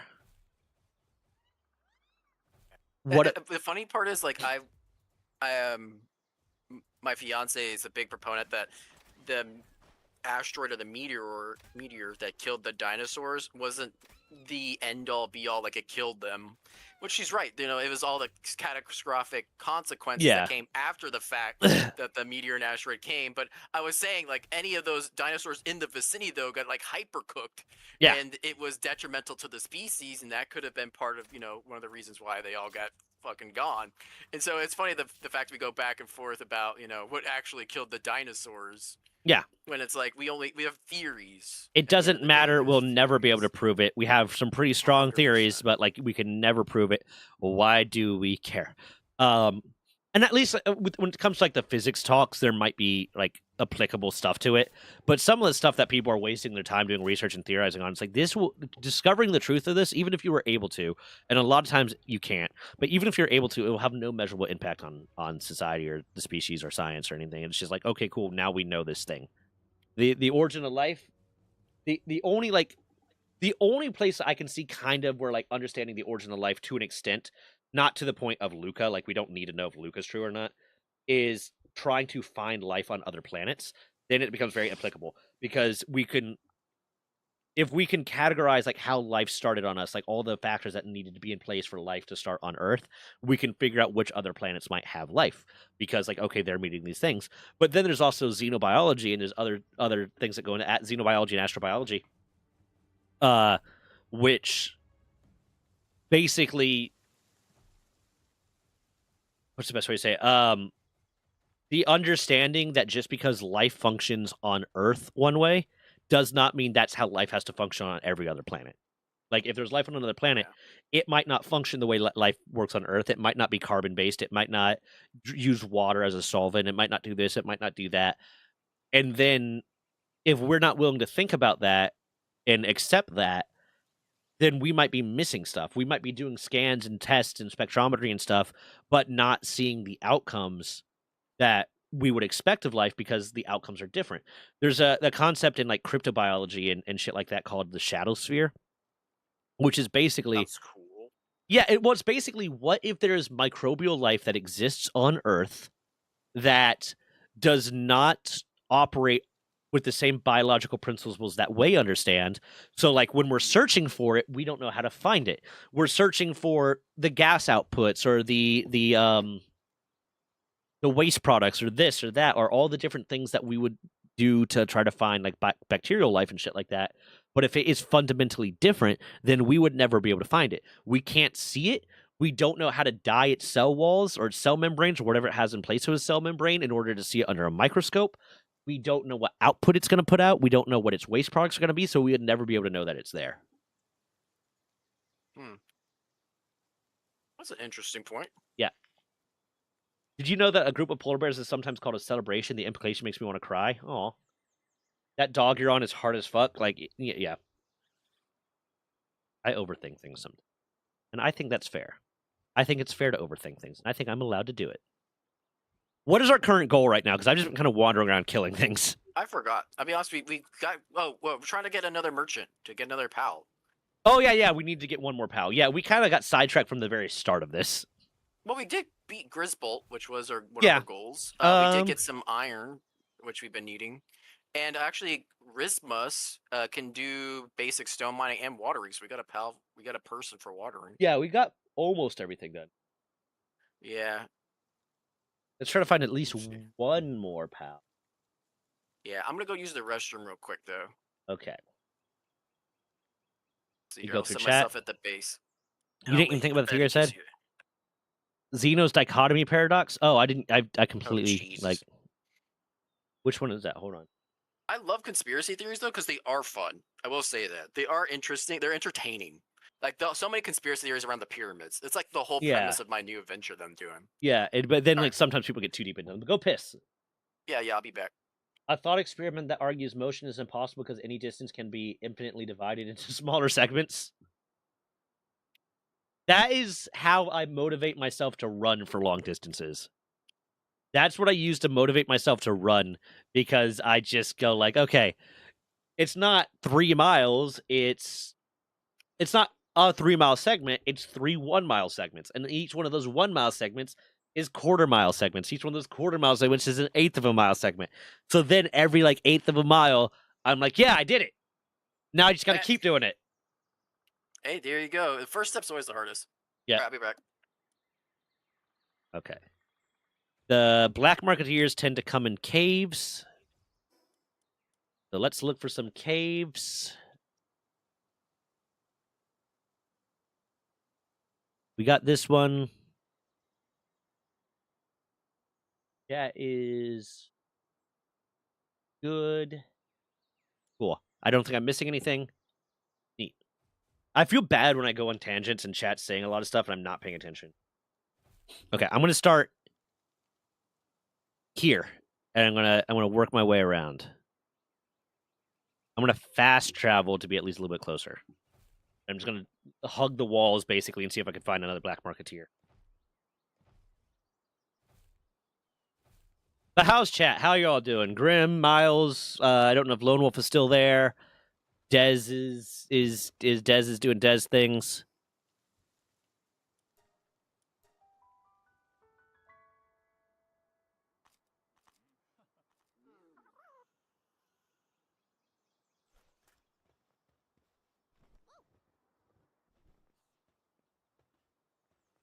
Okay, which way do I go? I'm gonna go here.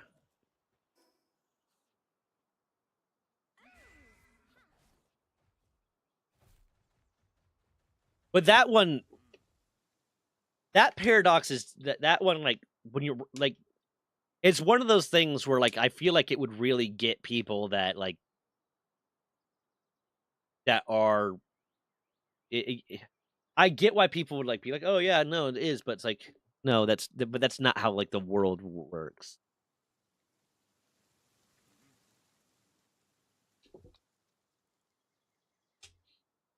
I can see that being a thing in, like, coding almost, where it's like, okay, if you want to code, a creature that travels, but you want everything to be so hyper realistic that you want every single possible thing to be measured out, then it gets to a point it's like, okay, we distance can be infinitely divided. And even then, like, can it? Because the quark is the smallest particle that we're aware of. Um, so like quark is kind of the minimum size, but then yeah, they can be divided beyond that of a quark. But yeah, it's like there's this Viva La Dirt League skit. They started doing like their game dev skit, and this guy's like explaining how he's gonna make like a hyper realistic game, and he's like, okay, so in order to get the skin texture looking right, I had to code cells. In order to get the cells coded right, I had to code molecules. In order to get that right, I had to code elements, and like he's basically like recreating the universe. Um,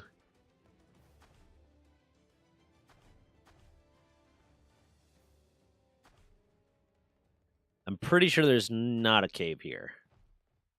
Okay.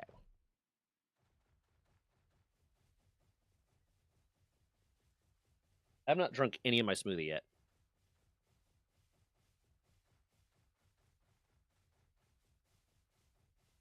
It is starting to separate.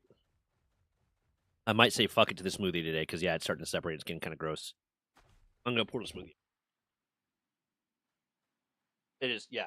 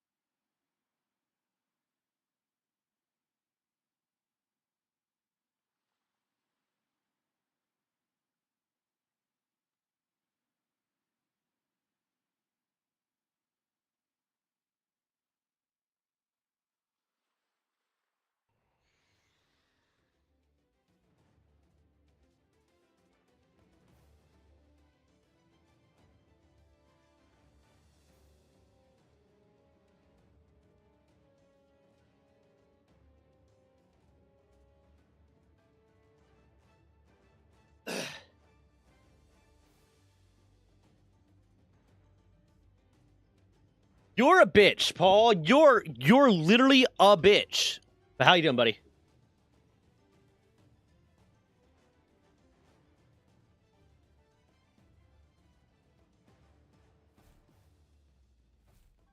Thank you for the Wii sub, Paul. I appreciate it. 23 months now.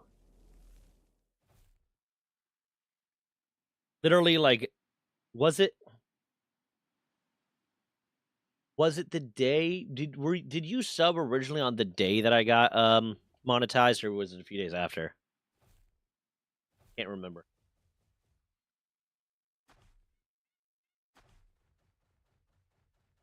Next month is two. How is next month 2 years? I guess there were probably like a few months that you didn't sub for. Because I got monetized on July 15th of 2023. So there's probably like a few months that you didn't sub for whatever reason. Because I was about to say that doesn't math.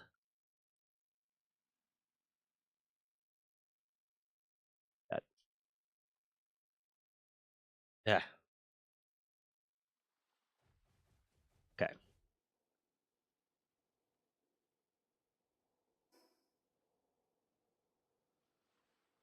Because you've been following since June 26th of 2023.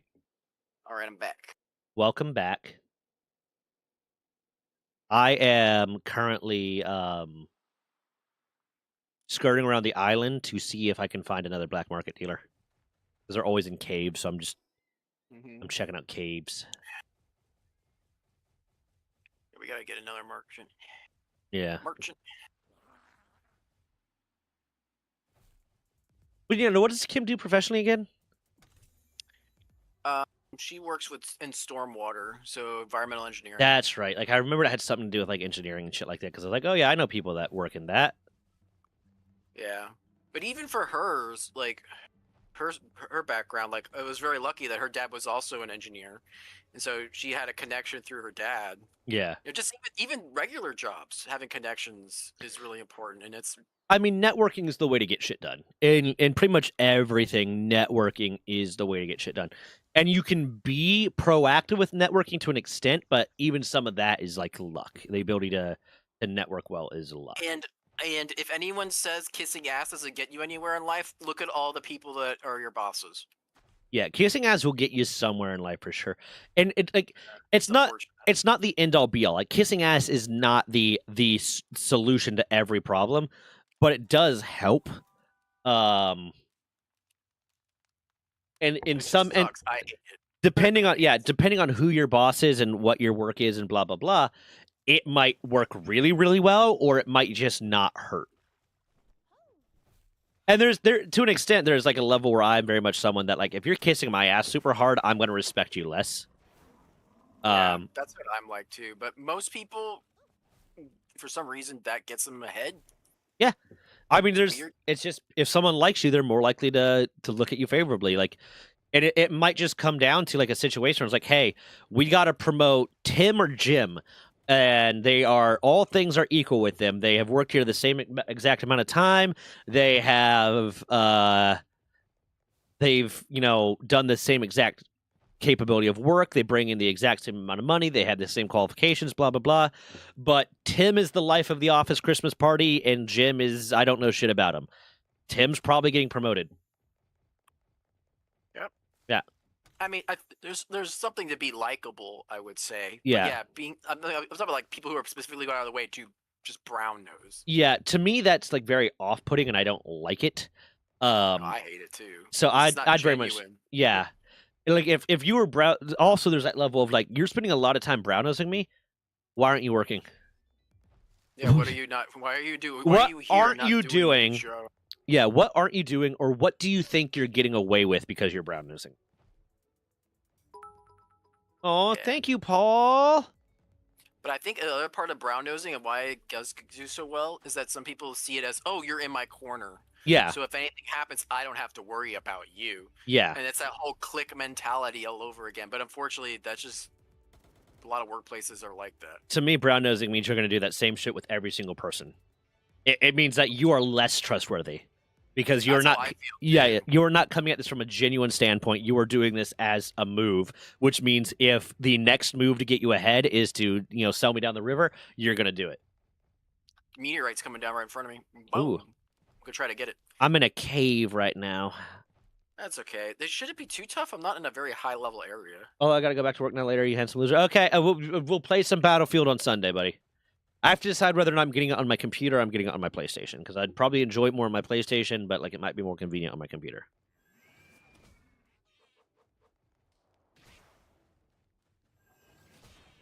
But no, yeah, networking is definitely something, and there's a way to brown nose, I guess, that is, I wouldn't even call it brown nosing. It's be a nice, kind, charismatic person. Yeah. Don't go out of your way to kiss ass, but don't be a dick. Be responsive. Maybe laugh at an unfunny joke. But, like... I mean, Dez laughed at my joke yesterday. Which joke was that? I don't know. It wasn't very funny, was it? Oh, no, it was when we were playing Schedule 1. I said you had a bowl cut and it looked awful.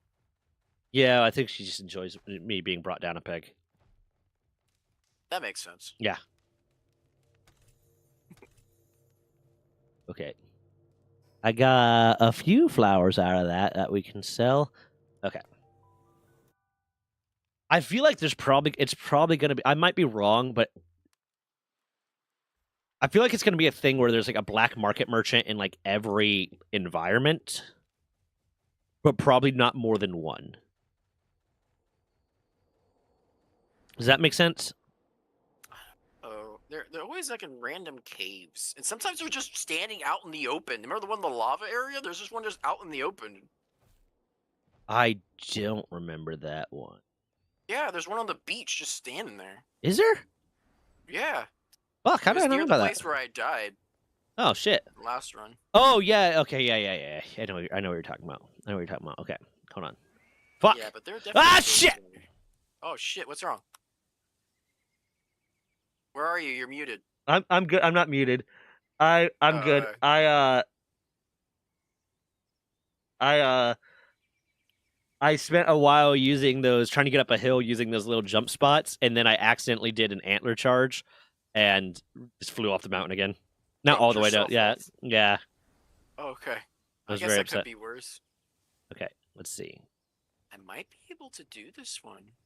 They're a little bit above me, but not by much. Who are you targeting? No, come over here. You target the same one I target.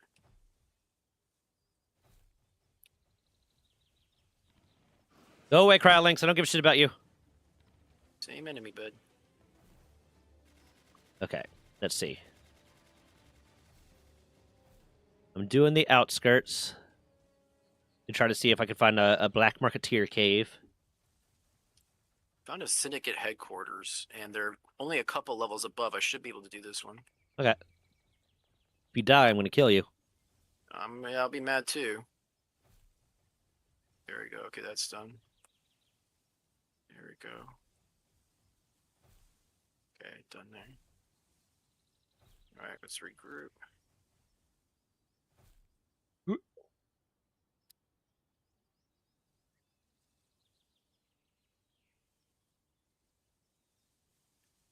What do I put here? If I open this door. Oh, yep. Oh, okay, you just hit me with a bat. It's a strange choice. You know what's... Oh, we already talked about this. I was about to say, you know, the annoying thing, because I was just checking my YouTube studios. The annoying thing is whenever I put out a video and I very clearly say something like, "Oh, Pokemon isn't buying Digimon," and then I get the comments, "So Pokemon's trying to acquire Digimon?" Like, did you not watch the video? Is that what I'm getting from this? Did you not pay attention? And sometimes it's like, okay, I miscommunicated this thing, or I communicated it in a way that is maybe unclear, and that's like on me. And other times it's like, it's like, no, you just didn't fucking pay attention, man. You did not pay any amount of attention. Fuck. Down here. Okay, so there is more down here. Yeah. That was the cave I went into. Is more. And All right, cleared out the first floor. I need to make the hip lantern. Stupid monkey. I found one! Found what? Oh, you found a merchant? I found a black No fucking marketeer. way. Hell yeah. Okay, let me finish here and I'll be right there. I was looking for caves and was like trying to scout the like sidewall. I was gonna go down here to get this last little patch of like grass and see if there's one there, and then I just crossed a tree and there's one outside. So yeah, you're right, they are Yeah. outside. They are just outside sometimes. I was thinking caves. I was thinking there has It's a to like shotgun. yeah. Ooh, who's this? A messenger of love. Ooh. Real love or fake love? I've come to deliver refreshing joy for your hearts. Now let's try dance. Okay, 4 emotes. There we Dance. I received a small Pal Soul, 99 coins, and 3 training manuals. Huh. How long you got? There's a cave I can go into if you got some time. I'm almost done. Okay. I would like to say. I want to go into the cave because you're gonna have to take some travel time anyways. Yeah. Yeah, that's true. It will take me a while. Yeah, go to the cave. Watch there be a fucking Pal merchant in here. Nope. That'd be crazy. 2 for 1 special. 2 for 1 special. I don't know why I did that. Oh no. I don't know what that was supposed to be. Oh dang it! I got poisoned. Kill them. Get their ass. Ice in the wall. Right, Oh. I gotta wait for this to wear off. How long is this gonna last? Oh, good, it wore off. Okay. You know what annoys me though? Whistle. I did the poll on YouTube to be like, hey, which one of these topics you want me to cover next? Subnautica? Yeah, they picked Subnautica, and like at least 400 people voted for Subnautica, but it has like that video has like 200 views, and it was like, okay, like when I did it, I was like, okay, they want the Subnautica one. I'm going to do the Subnautica one because it's expanding out, not just talking about Power Word stuff.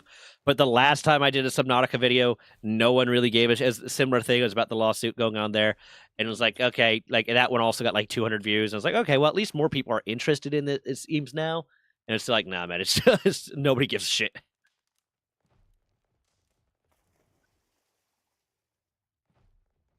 Oh, I'm gonna go there. What are you doing up here?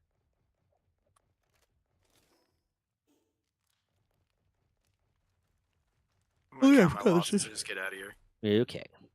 You already found a merchant anyways. Yeah. I cleared everything but the very top. Yeah. Oh, fuck. Shit. So there's just one up here. Just come back and finish later, too.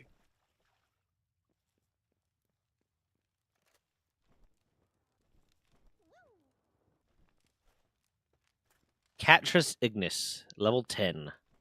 Let's fuck her up. I keep getting that one too in caves. Mm-hmm.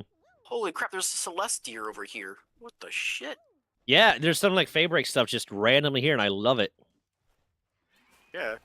Can't use any of it, but God. I mean, it would. I definitely, whenever I redo the server at some point, I'm probably going to set it up as random, just for funsies. What? The merchants really haven't been randomized. No, they haven't. The merchants are exactly the same. I wonder if that's something they'll change in the future. Bullshit. But yeah, the merchants. Some randomization. Yeah, the merchants have been just whatever is supposed to be in that area. Yeah, without the randomized, like what it was beforehand. Mm. Bullshit. This is bullshit. I'm mad. I'm angry. I'm going to sue. That's what I'm going to do, too. You know, what'd you say? What's that word you say to doctors? Negligence? Negligence. That's exactly what this is. How? What do you mean, how? I guess... They didn't bother to put the randomizer for the merchant. That's negligent. Prove damages. My emotional state. Intentional infliction of emotional distress. Okay, I got you. I guess. I don't know, man. You can definitely find a lawyer that will sue you. Will allow you to help you sue that. We'll let you sue for that. Yeah. Lawyer. Help sue. Yeah. I mean, some of the lawsuits you hear about are so fucking stupid. Like, I got my feelings hurt by the fact that you said this. Yeah. Or like people will be like, "Oh yeah, so the subway is their footlongs are 11 inches long. I'm going to sue for damages." The most you can get for damages from that is like the amount of subs you bought from Subway. You might get some of that money back. You're not going to get $1 million fucking dollars. Like you didn't suffer $1 million of damages. Oh, you're down at that point. Okay. I don't have. I guess that fast travel is closer. This one's closer. I could just hop on my Univolt. Yeah, small settlement, cross the bridge, come on down, hang out. Yeah. Be super chill about it. Barbie. I Be got the super PDR. chill. What the fuck is that ice?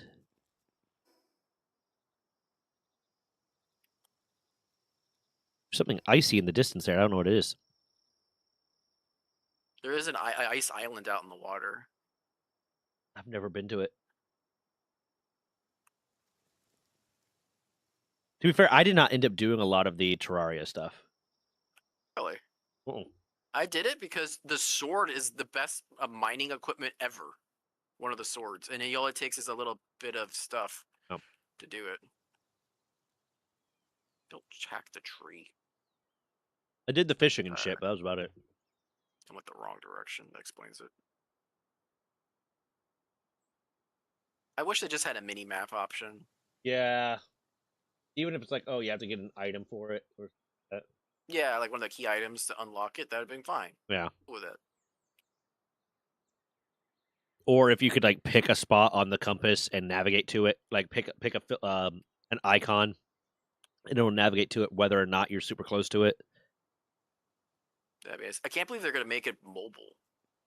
Yeah, I don't know how they're gonna do it, and I'm debating whether or not to play it because it is by Krafton, and Krafton's doing a lot of shady shit right now. But like, Oh, it's by Krafton, the same people who did Subnautica. The whole thing that you just did all video about. yeah, Pocket Pair partnered with Krafton like 2 years ago, I think, to start it, or maybe it was I think it was last year. They partnered with them in October of last year, shortly after they got sued. Yeah, that would be it. It was shortly. I did a whole timeline video about everything going on with Power World drama like earlier this year. And it was October of 2024. They partnered with Krafton to like build Power World Mobile because Krafton, they have PUBG and they have PUBG Mobile and have all this different stuff. But then they did release a statement after Krafton said, "Hey, we're going AI first." Power World released a statement that was like, "If you are an AI developer, don't come to us," because they have Pocket Pair Publishing now, where it's their publishing company. So they're like, "Yeah, if you're an AI developer, if you've dealt games with AI, don't try to come to us. You're not going to get anywhere." Good, thank God. Which I thought some of Power World's creatures were made with AI originally. Though. No, that was just some Reddit post. That was some Reddit post that someone made where they were like, yeah, blah blah blah, and they used it to make that, and then like when they said no, we didn't. It's like, okay, well, you used it to make the meshes. No, we didn't. Well, you used it for concept. It's like, no, we didn't. Like, and I think it all just stemmed from the fact that people are like, oh yeah, it's copyright, but it's all copywriting Pokemon, but that's just because like they used AI, so that's what it was drawing from. It's like, no, there's no actual evidence that they used AI anywhere in their development process. But I was wondering. Oh, you found him. Good job. Yeah, it's something someone said on Reddit, and now everyone parrots like it's true. I have 68,000. Do you need it? I will end up needing it. We got Flambell, Rib Bunny, Incineram, Mao, and Nox. You found it first. You get to pick first. Money's on the ground behind you. I'm gonna get Incineram. Of course you are, Ledge Boy.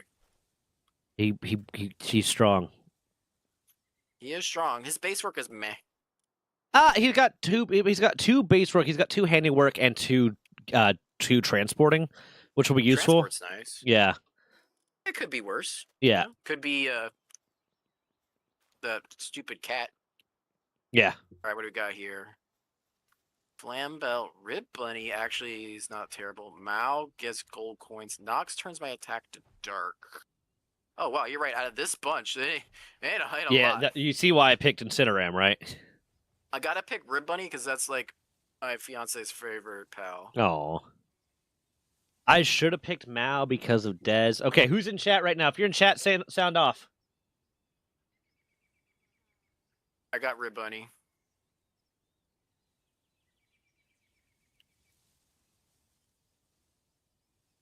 I got a name Rib Bunny.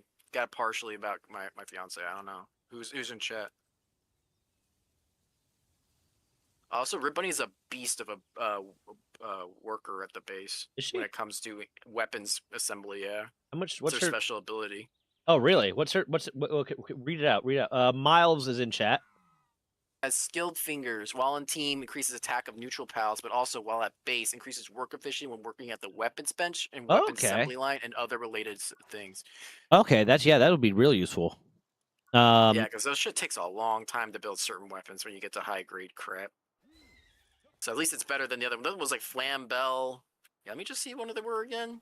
I'm gonna name my Incineram Ram Miles. Because it's Miles misses in the chat, and it's a gay joke. It's a joke about gay. Should I be able to get Flambell since we have a Flambell? Yeah, you just have to name it something. Yeah, you can have multiple of the same thing, because because we need to do breeding anyways. Potentially, if we're going to condense. Yeah. Okay, then I'm going to grab the Flambell since we have one. Yeah, and then I'll just call it like fodder or something. Well, Miles fodder or something. Yeah, it has to have Miles in it. That way we can keep track. Oh, no, the cave was literally right here. Oh my god, it is dancing. Yep. Fuck, how do I do this controller? How do you feel about Incineram, Miles? You like him? You like Incineram? Does he do it for you? What's your preference on Incineram?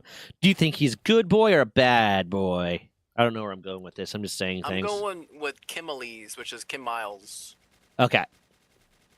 For Because you gotta it, name it after your partner. Yeah, I got you. yeah, I got to. I mean, if you got Mal, would you not name it Des something? I would name it Best because that was her childhood cat. That's adorable. Yeah. Wait, like the Egyptian god Bast? Yeah, Bastet. Oh, sweet. Yeah. You know Timu is actually a name of an Egyptian deity? I did not. I know Isis was. Okay, well, that one we don't talk. We're not allowed to talk about. I that. also- That's how you get banned. I knew a girl named Isis. Okay, well, that we could talk about. Yeah. I knew a girl named Isis, and I was like, that is unfortunate. That is very unfortunate. Which is sad because Isis is, in Egyptian belief, is supposed to be like the one that fights for humans against Ra. There was also like a punk rock band back in the day named Isis. Yeah, really, unfortunately, kind of didn't work out well for the terrorist group, though. I mean, most people like I know, and it might just because military background, but most people I know end up calling ISIS Daesh. Oh, really? Is there another name? Is that the English-ified version of the deity? No, it's a version of it. I can't remember what language it's based around, but it was their name in another country, but it also sounds like another country's word for shit. So we like the military, a lot of people started calling them Daesh kind of as a it's proper like Daesh because it's like it's good psyops. It's good like making them look stupid. But yeah, no, a lot of people I know call them Daesh, not even ISIS.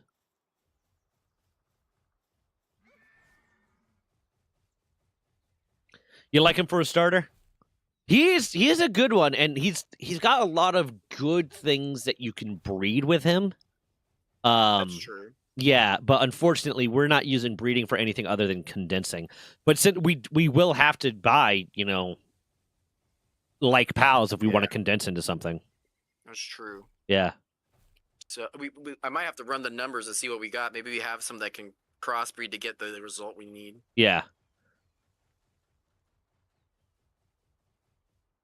They should have a Pal World breeding calculator built in the game, though. I'll be honest with you, because the amount of times I've had to look up shit is insane. Yeah, I just have an app constantly open or like a website constantly open that's a Power that's breeding what I calculator. do. Yeah. Yeah, .gg. Yep. I use that one too. Yeah, it's super useful. Oh no, it's a great. That's what I'm saying. They should just like take that information or contact those people, and just be like, hey, we're gonna put it as part of the app. And it seems like something that they would do because I just get the Pocket Pair just seems like such a good guy, Greg, to me. Yeah, I mean, they definitely seem to care about what players think, and they even partner up with other companies and just the community in general. Like they just care about the gaming community. Yeah, I agree. Like the fact that they are fighting back against Nintendo so hard, like it would be. Don't have a choice. Well, Nintendo yeah, have them swinging. But they could have. They probably could have settled and been like, okay, cool, we're going to take this and this and this out, and still kept the game. And I'm not saying that they're doing it for the gaming community, but it is an integrity move that they probably got offered something. They probably got offered a lot of something. And could have settled and been like, hey, cool, we're going to take out gliding, we're going to take out this, and we're going to take out this, and then Nintendo could log a win, and they would be able to keep producing. They just have to make it look a little bit less like this, and that would probably have been the easier and less expensive route for them to go. But they didn't. They said, fuck it, fuck you guys, we hate you. And I respect the integrity of it all. It does feel like Nintendo's... okay, I'm going to say this about Pokemon ZA. I think that was a good concept for the game, the setting, adding new megas. People were excited for megas. But I think the fact that they changed the combat system, what the fuck were they thinking? They're thinking we want to copy Power World. But that's not the future of Pokemon. They're thinking we want to copy Power World. That's legitimately, that's what I think. I think that's what it was. I think it was they saw how successful Power World was and how much people liked it and liked the combat system and the kind of active combat system of Power World. And they're like, okay, we're going to copy them.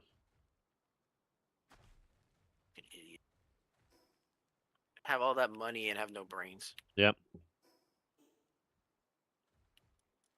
I still love all the people who technically Pokemon's made by Game Freak. Just fuck you, man. If you are not capable of understanding that Nintendo plays a big hand in this, especially since they're the ones doing the lawsuit.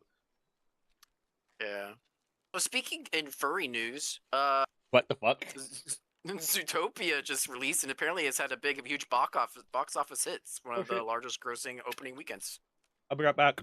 Hold on. Is that not part of furry news? Is that the furries? I'll be right back. No, you have to go tell Des, aren't you? Or tell somebody, huh? You have to check the furry news newspaper. It'd be really funny if they had a newspaper, though. Gonna lie.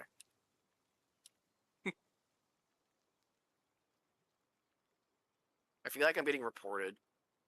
Furry cops are gonna come get me. Yeah, but the furry cops are dressed like furry. Probably beat them in a fight. I don't know, man. Most of furries are ex-military. Or they work in IT. There are a lot of furries in the military. Yeah, I don't know. There That are probably a lot kicked of- my ass. Yeah, listen, being ex-military does not mean badass. Like, it's fucking, there's a lot of fucking losers in the military, man. You're not wrong, but I would assume at least one of them might have, like, what is it, CQC training or whatever the fuck you guys Yeah, call it? close quarters combat. Close quarters combat, yeah. Yeah.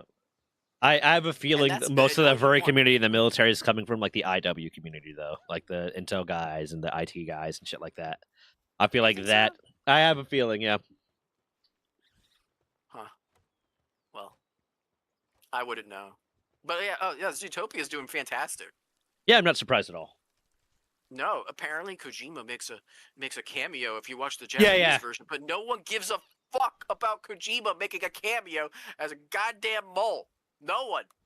Yeah. No one cares, Kojima. Go back to your walking simulator. How you were nominated for one of the Games of the Year category is beyond a fathom of my fucking God. I can't even words. Tell me what you really think. Yeah, no, get that shit out of here. Get that walking simulator. Get garbage that out shit out of here. Like, Silk Song came out, Blueprints came out. Even Expedition 33 deserves more attention than that fucking piece of shit. I'm sorry. I'm about to have a really hot take, and a lot of people might get mad at me. Have you seen the movie Sinners? No. Not actually. It's bad. Oh, God. It's rated like 97% on Rotten Tomatoes and like 7 point whatever on IMDb. And it's like nominated for a bunch of awards and shit, but it's just bad. It's a fun movie. It is a fun movie, but its screenplay, like the script and the plot point, it's just so stupid. It's like my theory is that 3 different writers were given the prompt of write a horror movie about racism in the 1930s America. And they all 3 took a different route and created a different story, and then they jammed them into an AI and said, combine these. Oh my God. And that's the script that we got. There is so much stuff that just like comes out of nowhere that doesn't make sense. Like so many times the question of how'd that dude even get there? Like I don't want to spoil it for you, so I'm not going to tell you, but there's so much stuff that's just like what the fuck is even happening right now? It's a good movie, it's a fun movie, and it's a really good movie until the vampires show up. And then it just yeah, until the vampires show up. It's a great movie until the vampires show up, and then it's just like what the fuck is happening? That reminds me John Wolfe, he's like, I hate vampires, but I'm going out of my way to read Dracula to try to understand Dracula's a great book. People like them. Dracula's a great book. I love Dracula. It's my favorite book. Is it really? I didn't know it was your favorite. Oh, yeah. Dracula and the Time Machine. And the what? The Time Machine. Is that really what it's called? There's a time machine in Dracula? No, Dracula is one of them, and then The Time Machine by H.G. Wells is another one. I thought it was one title, Dracula and the Time Machine. I was no. That would be a fucking wild...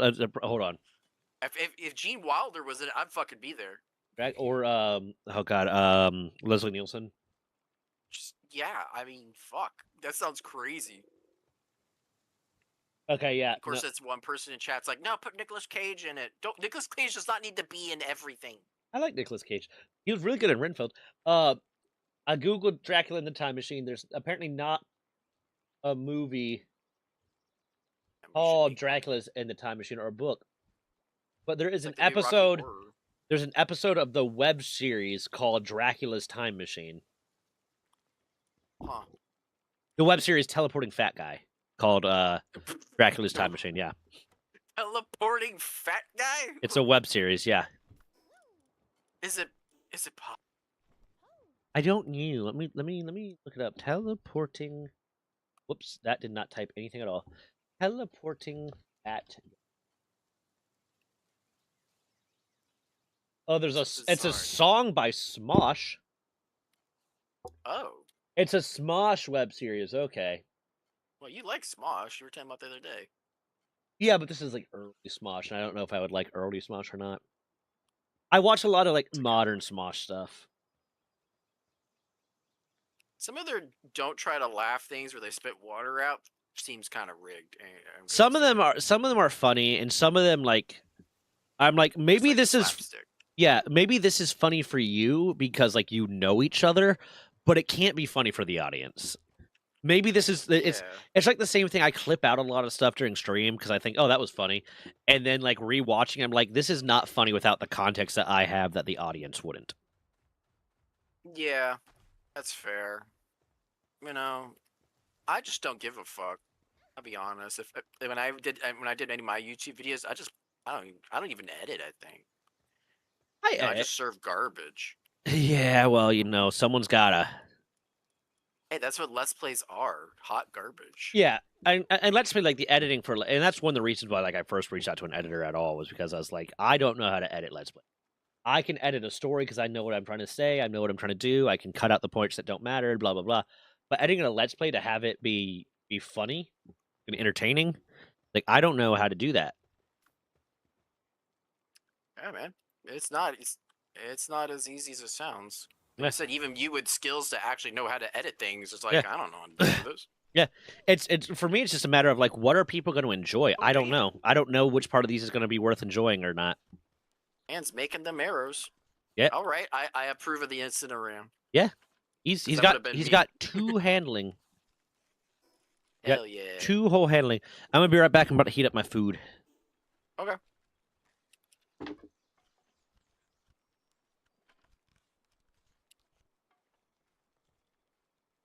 Oh shit, I gained a level. Hell yeah. I got grenades on me. I could kill him. That would ruin the whole run. Those are the voices in my head saying that they're saying evil things. I shouldn't listen to them. Tired of running out of stamina. But to be honest, putting more points in it kind of seems ridiculous. I need HP. Okay, let's put some of these pals away.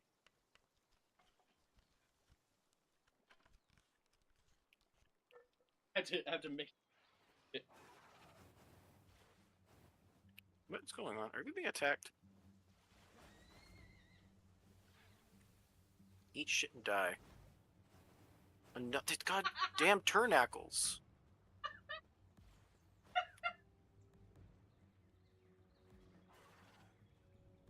Oh, that's actually his Incineram attacking. Okay, hold up.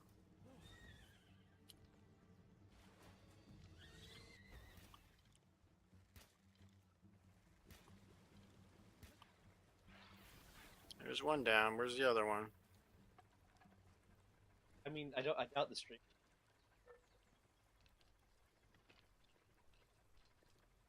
Heard what? I think you're good, dude. I just heard a yell. Ah!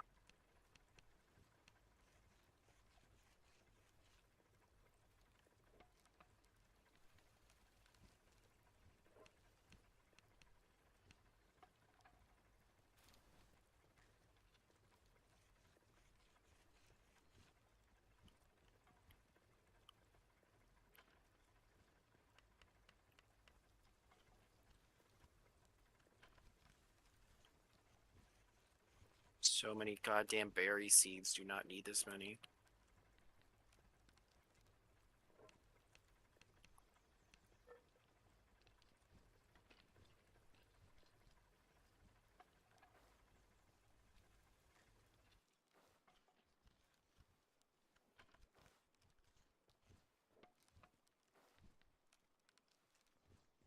What are you?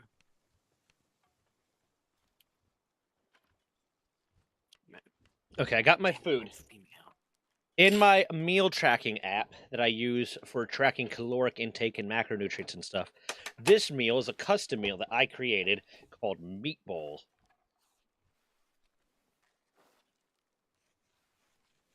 What do you think about that, Mask? I mean, I'm gonna be honest. Food in bowls is actually pretty phenomenal. Oh, I'm a big fan of food bowls. Yeah, I forgot I was watching some anime and they started a stupid club at their school about food in bowls. Oh, it was that stupid. It was the cooking one where like they have like orgasms when they eat the guy's food. I think I know which one you're talking about, but I cannot remember the name.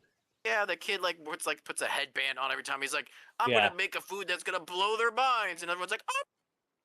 Oh my god! I mean, cooking And they anime lose seem their like clothes and interesting shit. concept. Yeah, It was a weird one. I ain't I'm gonna a lie. I'm a It was big fan weird. of like Kakigurui. I think it's a good anime, but it is weird. Yeah, but I mean, like nothing beats Dungeon Meshi. Like, holy Oh yeah, fuck. Dungeon Meshi is amazing. Dungeon Meshi is the best. It's a the only like change I would have made about Dungeon Meshi, and it hints at that's what it was going to be about at the beginning, uh, a little bit, and then they don't ever do it. Is I kind of wish they had gone down the route of them cooking the monsters, help them learn how to fight the monsters more. You know, because Yeah, where they they do learn that. more about the biology of them. Yeah, because they did that with the walking mushroom, where like as he's trying to cook the walking mushroom, he realizes, oh, it's easier to slice it this way than this way, so attacks from the side probably aren't going to do as good. And then they never address that again. And there's like a lot of opportunities where they could, like once they find out that oh, okay, the living armor, like it's oysters, like okay, that means if we attack, or it's basically oysters, it's a clam like thing. If we attack it this way, it's more likely to end it forever than if we attack it this way. That's why they can, or something like. But they never kind of address that like them learning how to fight monsters better thing again, and that's kind of Yeah, sad. you're not wrong. Like at first, it did say that because they even mentioned that with like the coins and the bugs, Yeah, right? yeah, kind of. So like, yeah, they never really came back to it after that. Yeah, it's whatever. But outside of that, it's like irregardless of that, is a good anime. Like that is not a losing point for me. It just would have been a cool point for it to have. Yeah, I would have liked there to be more to it than just oh they're hungry. Like even if it was just like while they were cooking it, they're talking about it and then it never comes up again, because it would be kind of boring if they were refighting monsters again and again, you know. But like if it was just like, oh yeah, we're cooking this, and like, oh yeah, next time we'll do this, and next time we know how to do this, and yeah. Oh, we can scare mimics away by keeping coin insects on us and shit like that, you know. It would have been cool because, and they do that a lot with TTRPGs too, where they don't acknowledge the ecosystem of the location. Yeah, I really like things that have like that the ecosystem works, like Yeah. where it makes sense. Where like, okay, this is a fleshed out world. This isn't just like we dropped stuff where we thought it should be, kind of thing. Yeah. That'll probably be what the next book I make will be for RuneCraft. Will be more about the ecosystem of like a particular domain or area. I think it would really help for like world building through stuff. Yeah. Like, okay, this is kind of the rules for the universe and things. Also, Yeah, I like think it the would idea really that you do. talked about before of like, hey, if you're in this environment, this creature is going to have an advantage. This is what they're used to. This is what they're about, kind of thing. Yeah, it just makes sense too. Like Yeah, that's home court advantage. yeah.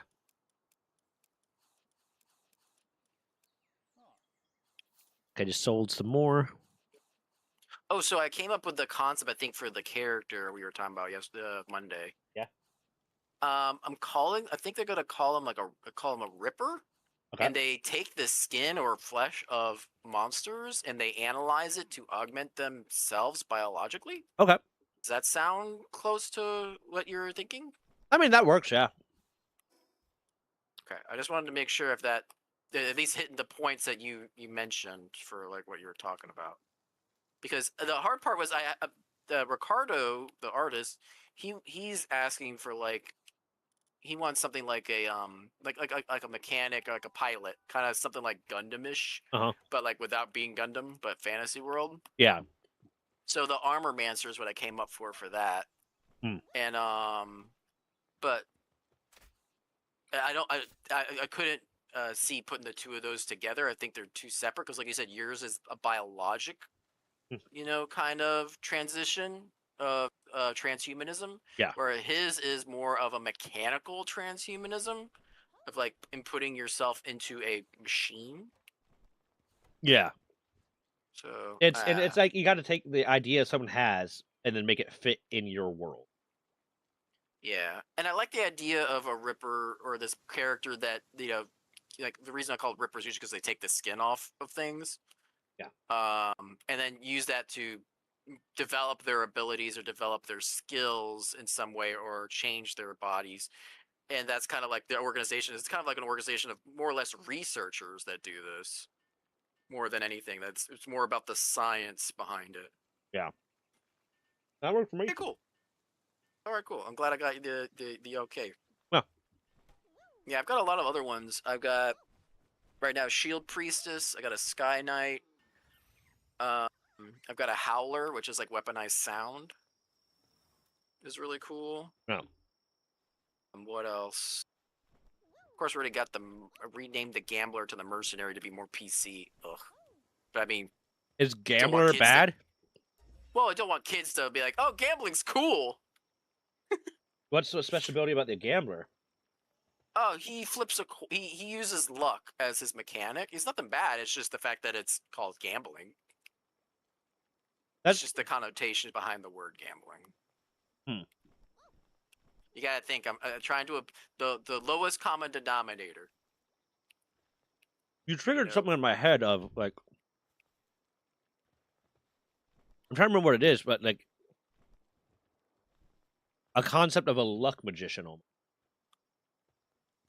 Yeah, that's pretty much a good way to look at it. They use luck, and so you'll be flipping coins a lot with that build. You usually like calling heads or tails at the table will be something you'll be doing with that class, and you'll use that when you get the right to fuel your abilities. You get rewarded for calling it proper, like calling it right, to continue to fuel your abilities to levels that there wouldn't normally be. Fate And also, you could Weaver, use it to upgrade to Fate, your attacks. So it's pretty cool. Fate Weaver, Oracle, Lucky Hand, Fortune Con. I'm looking at all these because there's something popped in my head the moment that It would be like a bounty hunter, right? Like something like that. Like like something that uses more like a luck wizard is a good way to say it, but it's not a wizard. It's a mercenary. God, I need so much fiber. Okay, a little bit more fiber. Okay. God, can't wait till we move and rebuild our base and have proper organization. I fucked up with my meal prep. I put the meat into early, now it's super dry. That is some dry meat. Your meat bowl dry? You got a dry meat bowl? It's not meat. It's meat bowl. Yeah, it's chicken fillet and beef pot roast. Oh, nice. But I put it in with like rice and veggies and stuff. But I think I put it in when I was cooking the rice and the veggies, so that it would kind of like the flavor would seep in. But it just kind of ended up drying out the meat a little bit. I don't like that. That's bad. It's not bad. It doesn't taste bad. It just sucks the moisture out of my mouth a little bit. Lesson learned. Next time I'll just use the broth from the meat to cook the veggies, but not put them. I guess Armor Mancer, I guess it's also close to a Golem Mancer, someone who controls golems. That was an idea I had too.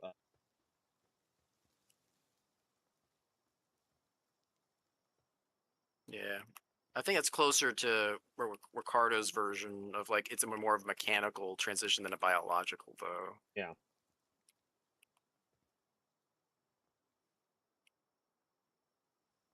When I'm done, you have to put all my art on your website, dude. Copyright, protect that shit. Desgo art will be there too now. Don't you have a website? Oh yeah, but I don't put every single image from my book in the website. Should mean, I? Is that something I should do? I But- don't know more about the law than you do, probably. to protect your copyright, yeah. You think so? 'Cause I thought it would make it more easily acceptable for people to take it to make fucking derivatives of without my permission. That's another thing. It'll make it easier for people to do that. But it will be easier for you to protect yourself against it if you have like some easily accessible searchable thing that says you put it there first. Because copyright doesn't get protected until it's published, right? Yeah. Well, and here's the other thing. publishing of the You book- can buy the book. Yeah. And you can get access to the book. Does that count as me publishing it for public consumption? Yes, that does 100% count as long as it's on some sort of like quote unquote physical or digital media. That is publicly accessible. It is published. So like if you post it on your Facebook account to public for everyone to use, then it would be considered public and published. If you posted it on your Facebook account but kept it private the whole time, it would not be considered public. But then there's like, when it comes down to fighting the case, it would be easier for someone to say, oh, well, I never bought the book and I didn't know. But if it's like publicly available online, then it's kind of hard. I mean, it's a catch-22. Ultimately, you'd own the copyright the moment it's published, right? The moment it's published, you own the copyright. It just comes down to how easy is it to fight the case. And if it's like online and trackable, it might be easier. But then if you put it on Instagram, then now Instagram owns the copyright, blah, blah, blah, blah, blah, blah. But if you put it on a website, then it might be a little bit easier for you to say, yeah, this website was updated on this date. I have these pictures and blah, et cetera, et cetera.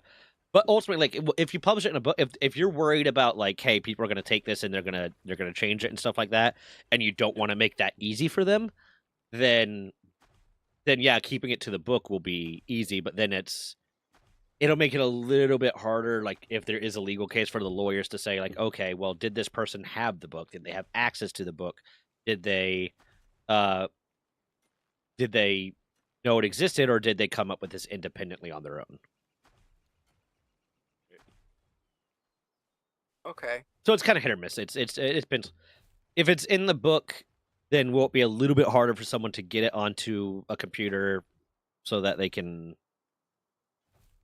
edit it? Yes, but like not prohibitively harder. Yeah, but I mean, they have to buy the book to get access to the document. Yeah. The digital version. But as long as that's accessible by the public, then I have copyright for that. Yeah, it's published. Things. Yeah. Okay. Yeah. All right, that's all I guess I really needed to know. Yeah, I posted like a blog update on my website, and pretty much what I did is I put like a watermark overlap over the image to try to make it a little bit more difficult to hint at some of the stuff that I've been working on, but make more difficult for people to try to take it and just use it as is. Yeah, copyright gets weird when it comes to like, is it transformative or not? Is it is it parody? Is it this or is it that? And then like when it is transformative, who like really owns it, kind of thing. Because copyright is for the specific creative expression, but then trademark is for the brand in general. It gets it's Well, if you find out more about it, I would love to know more, because I'm always trying to find better ways to protect myself and the artists I work with. Yeah, copyright's the confusing one. I can look more into it because I have a lot of the resources just ready to go for it. But ultimately, what it comes down to is, was it published prior to the person that's trying to steal it seeing it? If it wasn't published, then it's not protected. If it was published, then you inherently own the copyright. And you can pay a little bit of money to register the copyright, and that makes it even easier to fight. because then there is no discrepancy. Like there's no discovery that has to happen about, well, who put it on the website first. But you don't have to do that. Copyright is inherent the moment it's published. Trademark isn't. Trademark is something you have to Yeah. apply for. How much to register? I've already registered my book as a copyright. It was like $50 with the USPT or USPT, whatever the fuck it is. USPTO? Yeah. Oh, I did say it right. Okay. Yeah, it was like $50. I Single did that as soon as I author. published mine. Yeah. Yeah. Yeah, and that's really because if you wanted to, if you wanted to do, I mean, so I guess what you could theoretically do is it does your copyright include the entire text of the book? Like, did you submit the? Yeah, I submitted the whole first version of the book. Then what I would So probably I just need do, to do it again when I update it. yeah, what I'd probably do is when you get the bestiary or whatever together, submit that too independently, Yeah. because then that will include all the different art in there theoretically. Yeah, I'm gonna submit it once I finish this new version of the first book with the expansion kind of included, and then once I do the next book, I'll do that separate as well. Yeah. Oh, hey, dude, we actually got some news. Yeah? What gender is the chickpea? Let's see. It is female. Damn it. Why? Flambell and chickpea McCreamus. Oh, so we could hyper level Rismus.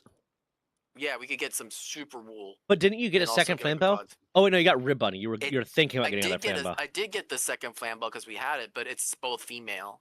I think What? most Flambells are like 90% female. The fuck? Yeah, there's a lot of pals that are like that though. I mean, look at Lovander. I think almost Lovander is almost always female. Yeah, Lavender is aggressively female. Aggressively female. Yeah, people don't want to fuck a dude apparently. What's attacking around here? Is that just you hitting buttons? Yeah, I think I know where another PAL merchant is because we used it last time. Oh, and the press run. Yeah, And the run that shall not be named. it's like right around here-ish. I'm gonna try to go there. Okay, I'm gonna come with you. Where are you? Oh, where are you looking at? North of the map, like south of Valet, southeast of Valet, like in the mountains there. Okay. We discovered a PAL merchant there last run. Do you need a mega glider? The next glider? Yes. Alright, I got you. Incineram, get your ass over here. Where are you? Oh, he's in your team, probably. Yes, for some reason I put him in my team. That's okay. I look like I'm about to finish. Oh, 1/4 already done. I'll drop them off. That way we can go to the PAL merchant together. Yeah, and doesn't he? Oh, he mines. Yeah, he mines. He's level 1 mining. Oh, perfect. We have He two level 1 miners. mines. He mines. Da, da, da, da, da, da, da, da, da. I keep telling myself to start this fucking stone quarry. What that song is, dude. She What is that knows. She knows. You know that one? You don't know that one? Nope. Oh my god, you are every bit of 35. Yep. To be fair, I barely know it. I only know it because I kept seeing it and I Googled it. It's by J. Cole. Oh, I don't know that one. J. Cole's an artist. No. I've heard the artist name, I think, before, but I don't know the song. Yeah, it was really popular for a while there because of like a TikTok video of someone playing a game, and then everyone started singing "She Knows." Oh my goodness. Yeah, and then it just kind of snowballed from there. Okay, hold on. I am shit. I'm about to build a. Oh, you already built a stone quarry. Okay, never mind. Yeah, we're good, man. Okay, let me drop this You wanna go- Incineram. Ram Miles. Yeah, where are we going? Oh, I'm just following you? Okay. Yeah, just follow me.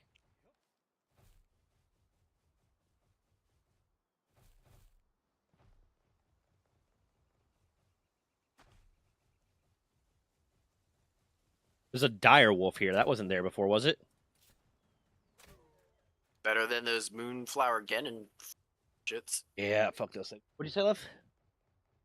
What? Yes. Des wanted to know if we could hire a spider as a web designer. Because it studies the web. Yeah. It's a web designer. Ah, that's a good one. My cousin Kimmy would laugh at that shit. You are dating someone named Kim, and you have a cousin, Kimmy? Yeah, I already went over this actually before. Is she hot? No, she's my lesbian cousin. Lesbians can be hot, you bigot. No, I didn't say she was. Well, I'm not gonna make a judgment I pass almost on her got you, about her motherfucker. looks. I almost I'm gonna got make you. I almost got him. Yeah. Yeah, almost got me. Where the fuck did you go? I looked around for 2 seconds and you ran off that way. Okay, you just aggroed all the turnacles around the fuck here. Yeah. Yeah, I did. It's okay. I'm just gonna run past him. Yoink. That's okay. That's all right. I got something that you gonna like. Ooh, what's this? There's another cave here too. There he is. Found him. Hell yeah. Hell yeah. I don't know why. Like in one of my early Power World servers, for some reason, every time I'd get off my mount near Black Marketeer, they would attack the Black Marketeer. Oh Jesus! Do you have it like an auto aggro? Ooh, hold on. Ooh, we got some good ones. Loop Moon, Incineram, Fellbat, Lunaris, and Relaxosaurus. I do like Lunaris too. Who do you want? I'm thinking Fellbat's pretty good for fighting. Relaxosaurus has good water. Got 2 watering. Fellbat's good for fighting and can make medicine. Loop Moon's got actually have medicine. Yeah. Hold on. Fellbat is unstable. Relaxosaurus is glutton, easygoing. So won't really be like the 2 watering will be undone by being gluttonous and easygoing. Yeah, just literally chugging food. Yeah. I think we go either Loop Moon, Fellbat, or Lunaris here. But Relaxosaurus could be useful for breeding material. That's true. I want Lunaris, just personally. Do I want Loop Moon or Fellbat?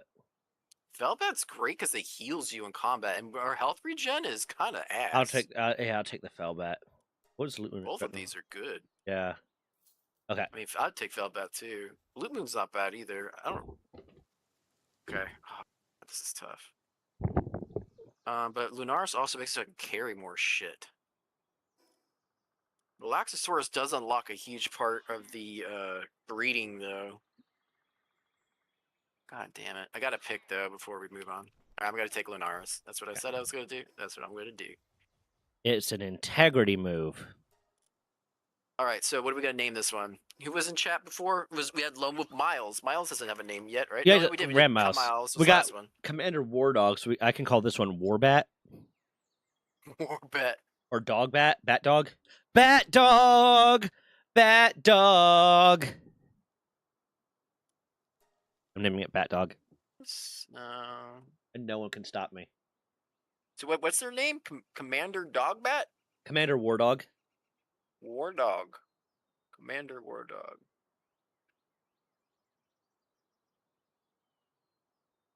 Luna War. Luna War, that's kind of cool. That's kind of cool. That's kind of neat. I'm going to go into this cave right here. Okay, got it. Let's go. I think we've hit our goals, though. So after this cave, we can wrap it up for now. Yeah. We hit all the things we wanted to do today. We even got another pal, so that's sweet. Yeah. I got to mark these. Mark in the cave so you can come back to them later? No, I meant the merchants that we Oh, yeah. Did you mark the last one? I forgot to mark it. Yes, I did. Okay, cool. At least as long as one of us has it, then... Yeah, we'll be able to double check, yeah. Found a flower over there. Oh, treasure right there.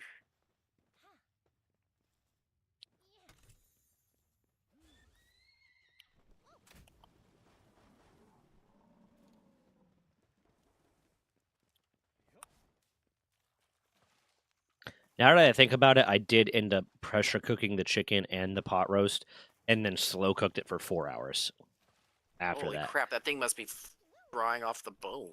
Well, it's dry as fuck. I would say, it sounds dry as hell. Yeah, that was probably a mistake. Some sulfur there. Don't think we need that just yet. No, not quite. Not quite. Wax here. So we have a path this way, we have a path that way.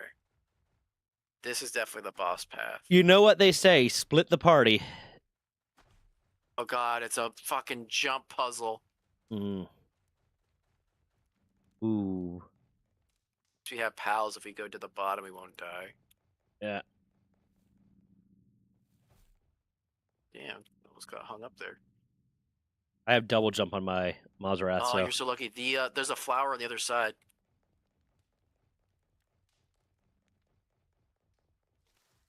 Oh, it's just a treasure room. What the fuck? It's got Huh. 2 eggs. Do you see Ooh. this tiny ass little egg? Oh, yeah, it's a small egg. Why is it so small? Because it's a 1 hour egg, or a 2 hour egg. Oh, what the? Yeah.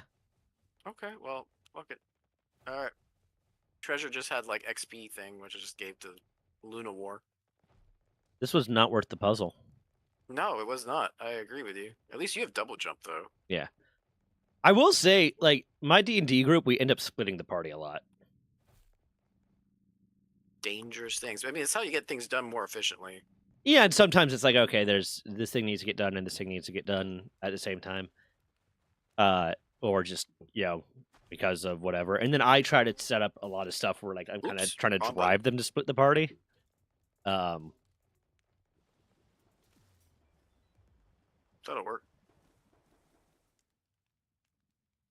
Hmm. Down, and I go on over it.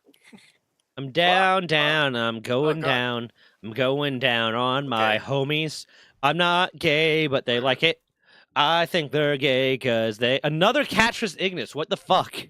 Dude, they're like every boss fight. I bet she goes down on the homies.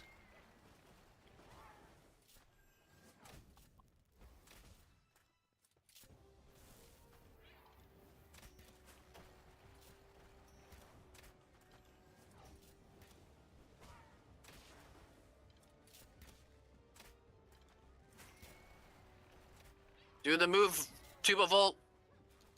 Yeah, Got everything. Let's go. All right, which treasure chest you want, left or right? I'll take left. Okay, I'll take right then. Yeah. Ooh, ancient technical manual. That's exactly what I got. And That's 2 fucking like amazing. regular manuals. I got ancient technical manual, 1 or 2 regular manuals, and a ruby. Ooh, ruby's nice. I didn't I get like that. a good ruby. And when you mix a ruby and a sapphire, you get a garnet. Is it really? In Steven Universe. Oh, god damn it. Yeah, it's a Steven Universe world.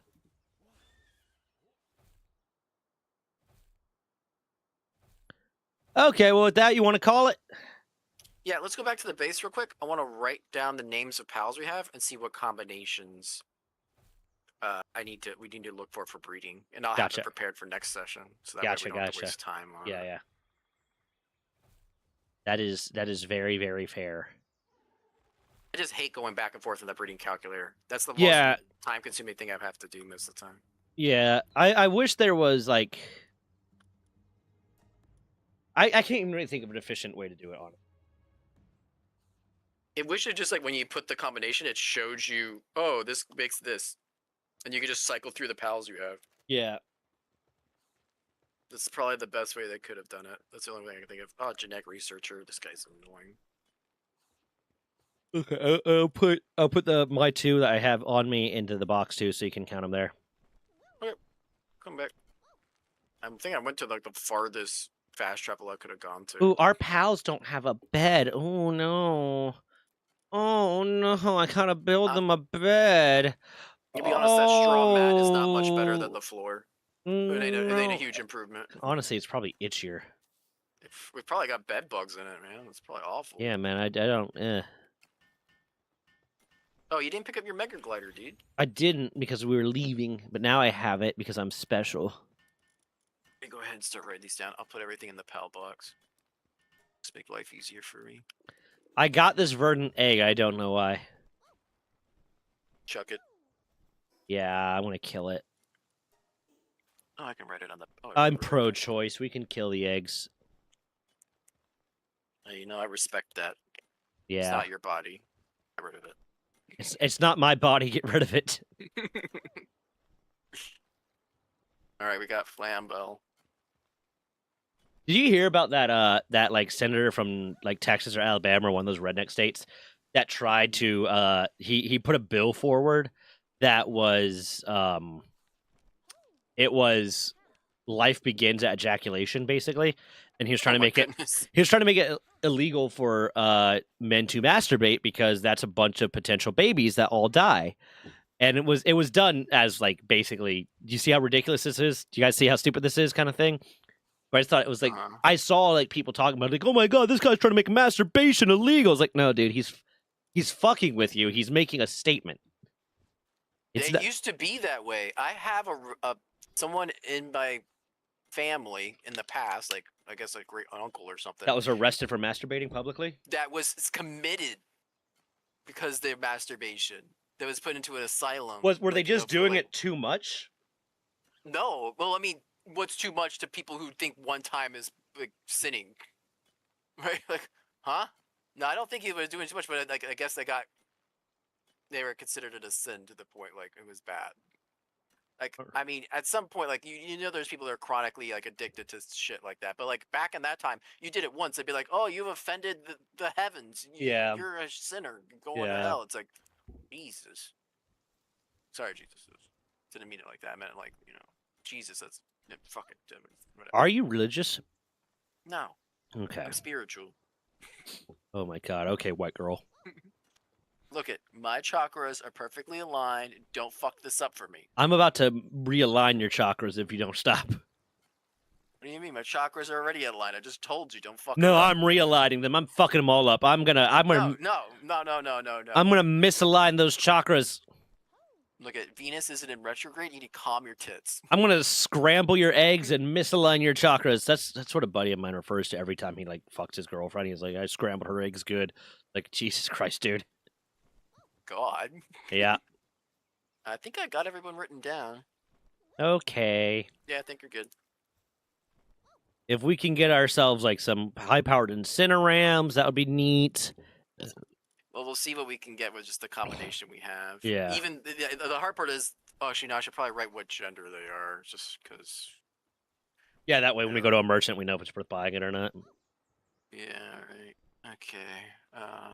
Lunaris is, of course, majority female. Beegard is male. Okay. Which makes sense because Elizabeth is the female. Well, no, because Because- B-guards are a majority female too.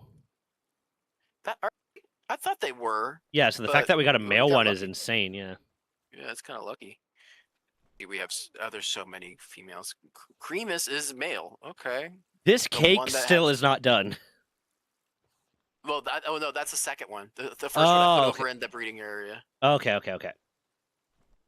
Yeah, I do appreciate that it if you have them in here, they don't decay. Thank goodness. It'd be such a waste because they take so long to cook. Mm-hmm. Well, at least Incineram's male, and most of them are male. I think Yeah. I got everybody. Okay, we're good to go. Okay.